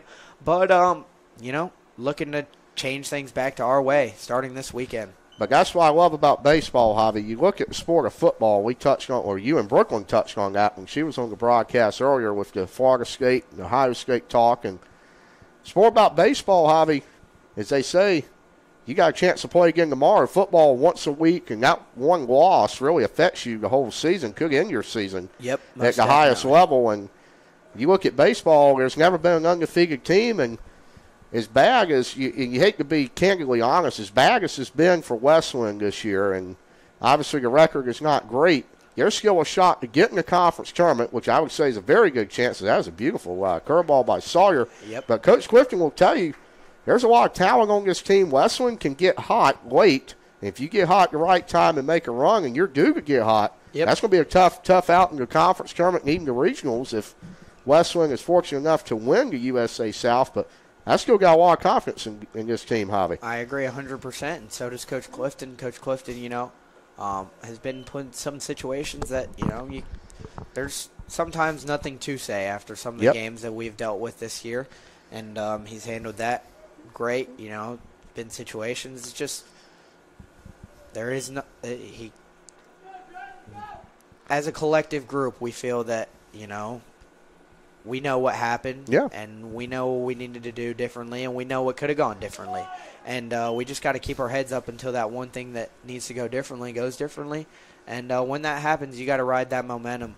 And it will. And when we start riding that momentum is when we're going to see some real Bishop baseball come back, and I believe that that's going to start this weekend. And I've always said, Javi, and you even look, as I know me and you follow college baseball very carefully, and I know now with all the former Bishops, and I'll give you an example at Carolina. Carolina this year started out, I don't even know, they were number 5 in the country at one point. They were, 18-0 or something like that. And I told my baseball friend group, as Trent Sawyer, that's big strikeout. Another yes, batter. It is. We're going to stick with it here in the 9th inning. But as I told the friend group that travels to Division I games with me, it's not good to get hot early. You want to get hot late in the year. And when you start out like that, and I know talking about Division I baseball in North Carolina, NC State, Javi, I don't know if you remember, they won, 22, 23 games in a row maybe a year or two ago in non-conference. And the problem is the law of averages in baseball, it always is there. And unfortunately for the Wolfpack, it worked against them at the wrong time of the year in May. But the Bishops are due to get hot here in the really the bulk of the season. This is the time you want to get hot. And speaking of the Tar Heels, Javi, I know you just told me you will be in attendance. Duke in North Carolina Thursday night in Chapel Hill. That's going to be a good one. Maybe I will see you there. As ACC Network televised game at 7 o'clock at the Bosch. We're excited about that one. Duke playing some good baseball right now, and Ben Miller, he's really killing the ball for the Blue Devils. So that's going to be a pretty good series. You would suspect, I'm not sure who would get that ball, maybe Aiden Howell to start that. I think the Caro's been moved to Saturday for the Tar Heels, or this week Friday, because you get that short week. Tar Heels will face Gardner-Webb tomorrow. The Blue Devils will face Davidson in midweek contest. But tonight, Valley Bishops need 3 more runs. And, Javi, you look at the skies, it still looks beautiful out, but those storms are approaching Raleigh. I think we are going to get this game in, which was a little bit of a concern earlier today. But, weather looks good, and I think it looks perfect for a Wesleyan comeback here. In the 9th inning, hopefully get some runners on base, starting with Lynn in the lane. Will White, some guys that I know can hit, hopefully get a couple pitches to go our way this inning and mount a comeback. But like you said, going back about Thursday, I will be in attendance, we may have to grab as people say, a hot dog. I'm more of a Cracker Jack fan. I have to grab a Cracker Jack to get there during the 3rd inning. But I will have a hot dog because I do love baseball. And I will also say, as a tradition amongst my friend group, Javi, you got to try out Jersey Mike's before the game up there in Chapel Hill. Always a good time. Get you a Jersey Mike's, a number 7. Fun fact about Jersey Mike's, I used to work there. Did you really? Oh, so you know the secrets back in my high school time. Yeah, I'm more of a hot sub kind of guy. We actually just stopped there this weekend. I was able to get a Philly cheesesteak. Were you? Oh, that's good. Yeah, I do with like the Chipotle mayo. That's more my type that of drink. ball is going to be roped for a leadoff lane, single. laces a single to left field to start off this 9th inning. Here we go, Bishop fans. That will also tie the hits at 9. And, Javi, with the baseball adventures I'm on, you have to always end it with a cone of McDonald's ice cream. Without a doubt. And let me tell you, making a McDonald's ice cream cone, it takes talent. Those people, I tell you got to have talent with that, and they always fill it up good for us. We call it a kind of a joke we have with our family. We say we're going to the health food store. Not much health food in the McDonald's ice cream cones, but maybe if the Bishops can come back and get this win, I may have to have a celebratory cone. It'll taste even sweeter when the Bishops win. I might have to join you on that offer. There you go. Because I'm so confident in this comeback. But I'm excited for Thursday. Been a lot of time in Rocky Mount. Obviously, we've traveled away, but, wild pitch. There we go. There's a wild pitch as Landon Lane advances second base. Looks like some energy in the Wesleyan dugout.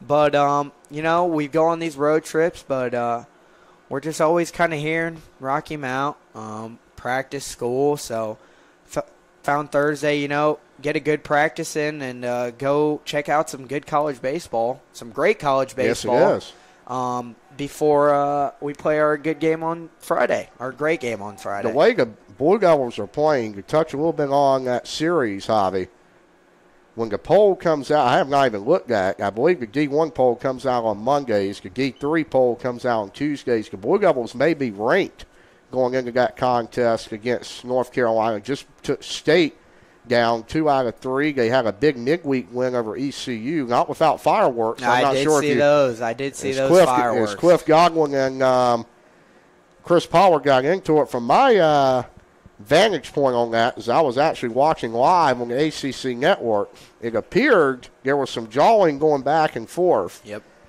Duke walked in a run to make it 6-4. I can't remember the young man who was up for Duke, but he slammed his bat down like he almost wanted to hit, but maybe I'm not really sure. Yep. Again, he worked a great at bat. Yes, he did. Again, it appeared Cliff Godwin and ECU did not like the way he handled that, and Cliff said something to the young man as he was running down the line, and Chris Pollard, you could read his lips, maybe with a few expletives that we'll leave out. You can talk to me, not my players. Yep.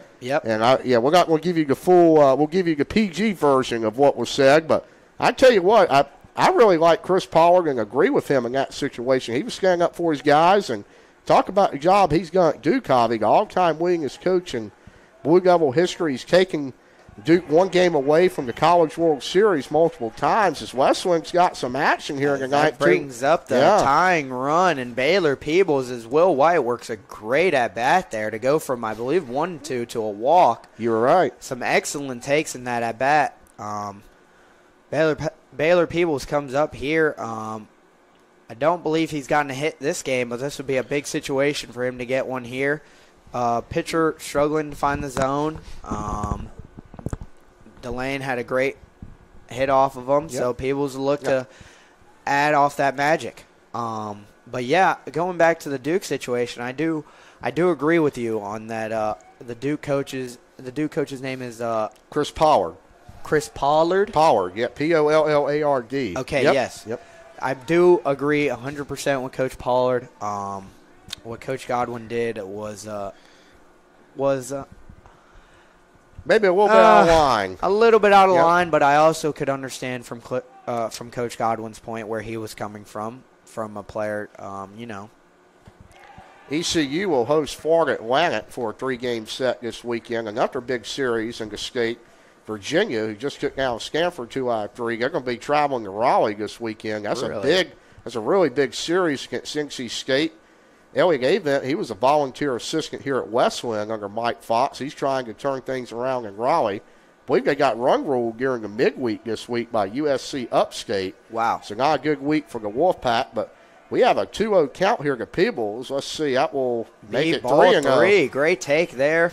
I'd assume that he is taking 100% here. You would guess, yes. But Baden, I wanted to go back to where you were. We talked about the Coach Godwin, Coach Pollard situation with ECU and Duke that flared up.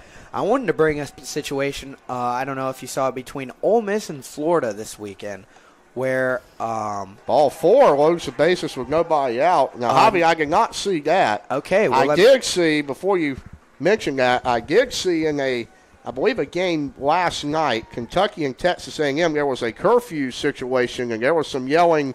I think that Kentucky was trying to stall and get that game to the curfew to get out of Dodge, and Texas A&M kind of took exception to that. But that's a strange rule in college baseball. Yeah, I've always been a big supporter of Coach Mingione. I thought he led a great group last year to the College World Series in Kentucky with another player that got drafted that I've played with growing up, in Ryan Waldschmidt. All right. Left fielder for Kentucky, now plays for the Diamondbacks. I believe got drafted in the middle round between the first and the second. What's that called? Lottery, correct? Not the lottery. That's the NBA. Yeah, I know it's that. Is it a comp rounds? Yes, the comp rounds. It's something to do with the salary caps or not. Let's say you don't have the money the New York Yankees have. You can get a comp pick right after that first and second round. And, Javi, I'm going to let you talk about that. And also, please bring up Florida and Ole Miss. But we now are under a severe thunderstorm warning. That storm is getting very close here. But please continue.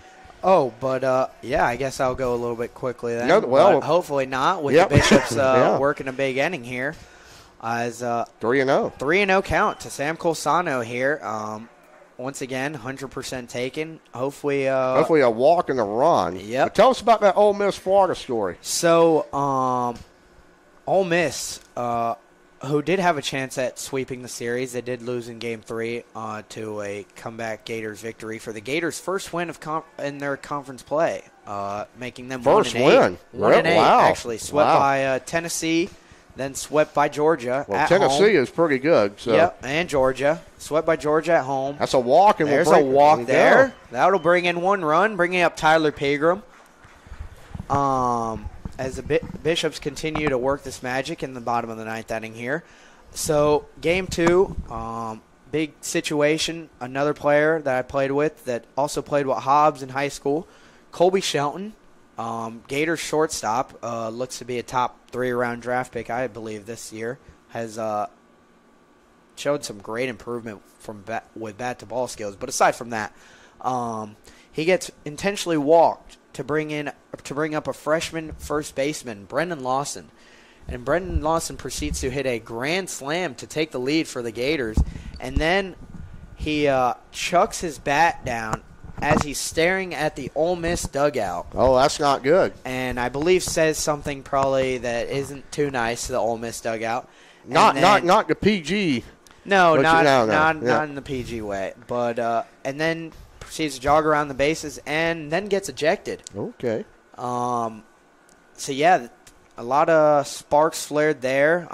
You could see Coach Bianco coming out of the dugout screaming at the umpire that you better get that, we'll say S word for this situation, figured out multiple times to the umpire, as we know that you cannot hit home runs and stare at the other team's dugout. And it happens every weekend, it seems. It almost feels like, yeah, and I do agree. It does feel like college baseball is getting to a point where we're starting to see too much shenanigans every weekend, which I can't say that I love to see, but, you know. I do. Watching on television, there's some exciting games, and I got to just bring up here, getting back to this game, you just had a few walks, 4 walks in a row to bring in a run. Not sure why Pegram was first pitch swinging there.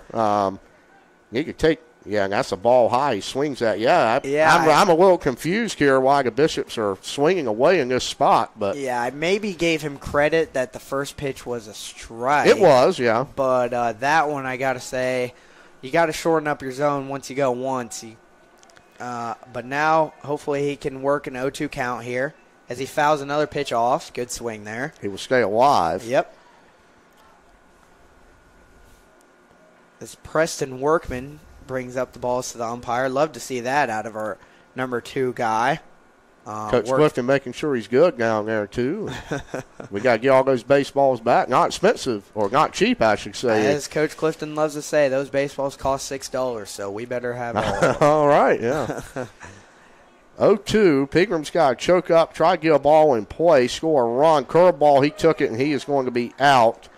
I got to say, personally, I kind of agree with the call, especially after swinging at the first 2 there. That was questionable by the Bishops, but Marcus Graham, he's going to step up here in the left-handed batter's box. After delivering a great single in his last at-bat to right center field, he looks to ride off that momentum. Now, Javi, is that Colsano at first?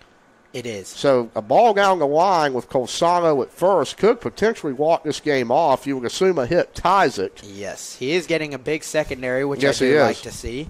Probably credit to Zach Joyner doing his amazing work as first base coach, as he does for varsity as well. We know Coach Lyon could not be out there this weekend because he was dealing with some stomach issues. I heard.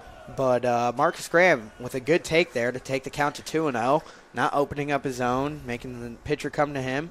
And hopefully he can work another great at-bat to swing this thing back around to the top of the order for the Bishops. I'd say you're in take mode here as well on a 2-0 count, especially with the way this half inning is going. Yeah, you've got to definitely be on the 3-0. That, with the bases loaded, will bring the winning run if Graham draws a walk within 180 feet, I believe. The tying run would be 90 feet away.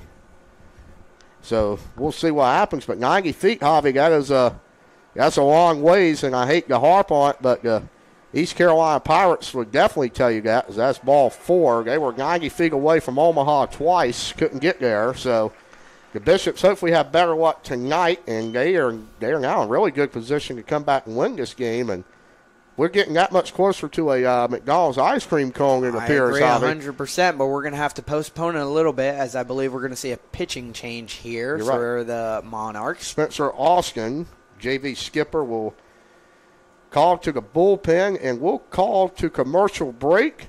We'll be right back here on YouTube for the conclusion of Methodist and North Carolina Wesleyan.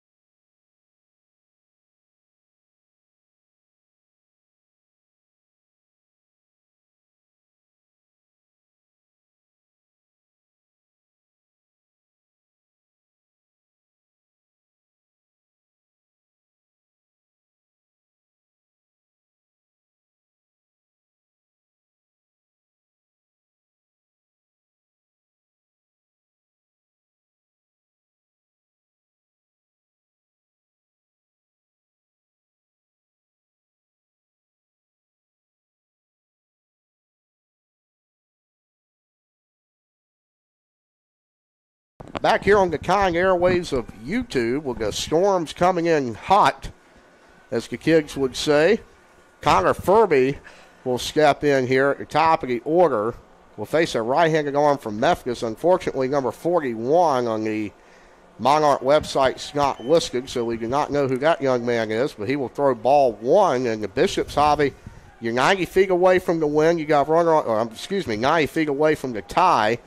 You got runner on second, got to walk this thing off, and I know it's a JV game, Javi, but this is the kind of spark you need to turn the season around or the program around. This would be a big win for Wesleyan here. This is getting my energy juices flowing. I think you just want that McDonald's ice cream cone. Oh yeah, I've been thinking about it ever since this first walk. I've been thinking about him. But 2-0 count here, I'd assume, is another full take situation as that squirts away, but it's not going to go anywhere too far. You have to be in take mode here on 3-0, Javi. Yep. As Connor Furby looks down to Zach Line, as I'd assume to get the take sign, I most likely would just step out, look down, and be like, "Well, I'm not swinging here." Would you even wait till 2 strikes to swing the bat in this spot? Did you take 2 pitches and try to even it up? I almost would, depending on how that just looked right there. I probably would, because that looked like it had a little bit of sink on it. So I'm thinking, I'm trying to do everything to not hit the ball on the ground here. So we'll see what Ferb does here. As he does take 2, he gets 2. Big pitch here. Yeah, and you got to assume that he's most likely going to get that same pitch again. He could not, which would put him in a tough situation, but we'll see here as he brings a 3-2 in. Ferb takes a good hack at it, fouls it off. I would just like to also mention some varsity guys have joined the JV team in the dugout. Everybody is standing up here. There's a lot of energy in the Wesleyan dugout right now. I do agree. And it's good to see a bunch of the older guys out here. As Ferb gets struck out on a pitch that's a bust. I tell you what, Javi, that may be a little high, but that's a ball you got to swing at. You cannot let the umpire decide your fate there. Zimmerman, he's a pretty good hitter, though. He can end this game with a single, but you got to swing the bat if you're Connor Furby there. Anything close in this part of the game. Yeah, I agree 100%. As Aiden Zimmerman smacks that one down the ball. It's fair ball. Sam Colsano rounds third. And the Bishops are going to walk it off. Yes, they will. McDonald's ice cream incoming. Yeah, what a game that we just saw here at Bauer Field. That ball right down the third base line. The Bishops walk it off tonight. They score 4 runs. They're storming Zimmerman at shortstop, where he made a couple of great plays today. Had some great swings. That wouldn't be his first hit of the game. You're right. But it's going to be the biggest hit of the game, as the Bishops are able to take this one 6-5 in wild fashion, scoring 4 in the bottom of the 9th. I must say, Baden, I had confidence the whole time. 4 in the bottom of the 9th. Watch this one off. Javi, you got any final thoughts here? A big win for the Battling Bishops on a Monday evening. I must say, Baden, this does feel like the tides are turning, and Bishop baseball is about to get back on its path that it's always been on. So I look forward to playing this weekend. I know it's going to be on the road, so you won't be able to announce it. I will be there, however. Yes. That's right. So hopefully we come out and we play our baseball and things go our way. So I thank you for having me today. This has been awesome, great experience, first experience. To the fans that are watching, thank you guys for listening to my mumbo jumbo. That's right. We appreciate you joining us. And next time you'll catch us is against these Monarchs here. But we'll be on Flow Sports for that as varsity. We'll take them on next Friday at 6. Keep up with them this weekend. They're going to travel to William Peace for a weekend set with the Pacers. For Javier Quintana, my name's Baden Collins. So long on the YouTube airwaves. We will see you next week from Bauer Field. Yeah.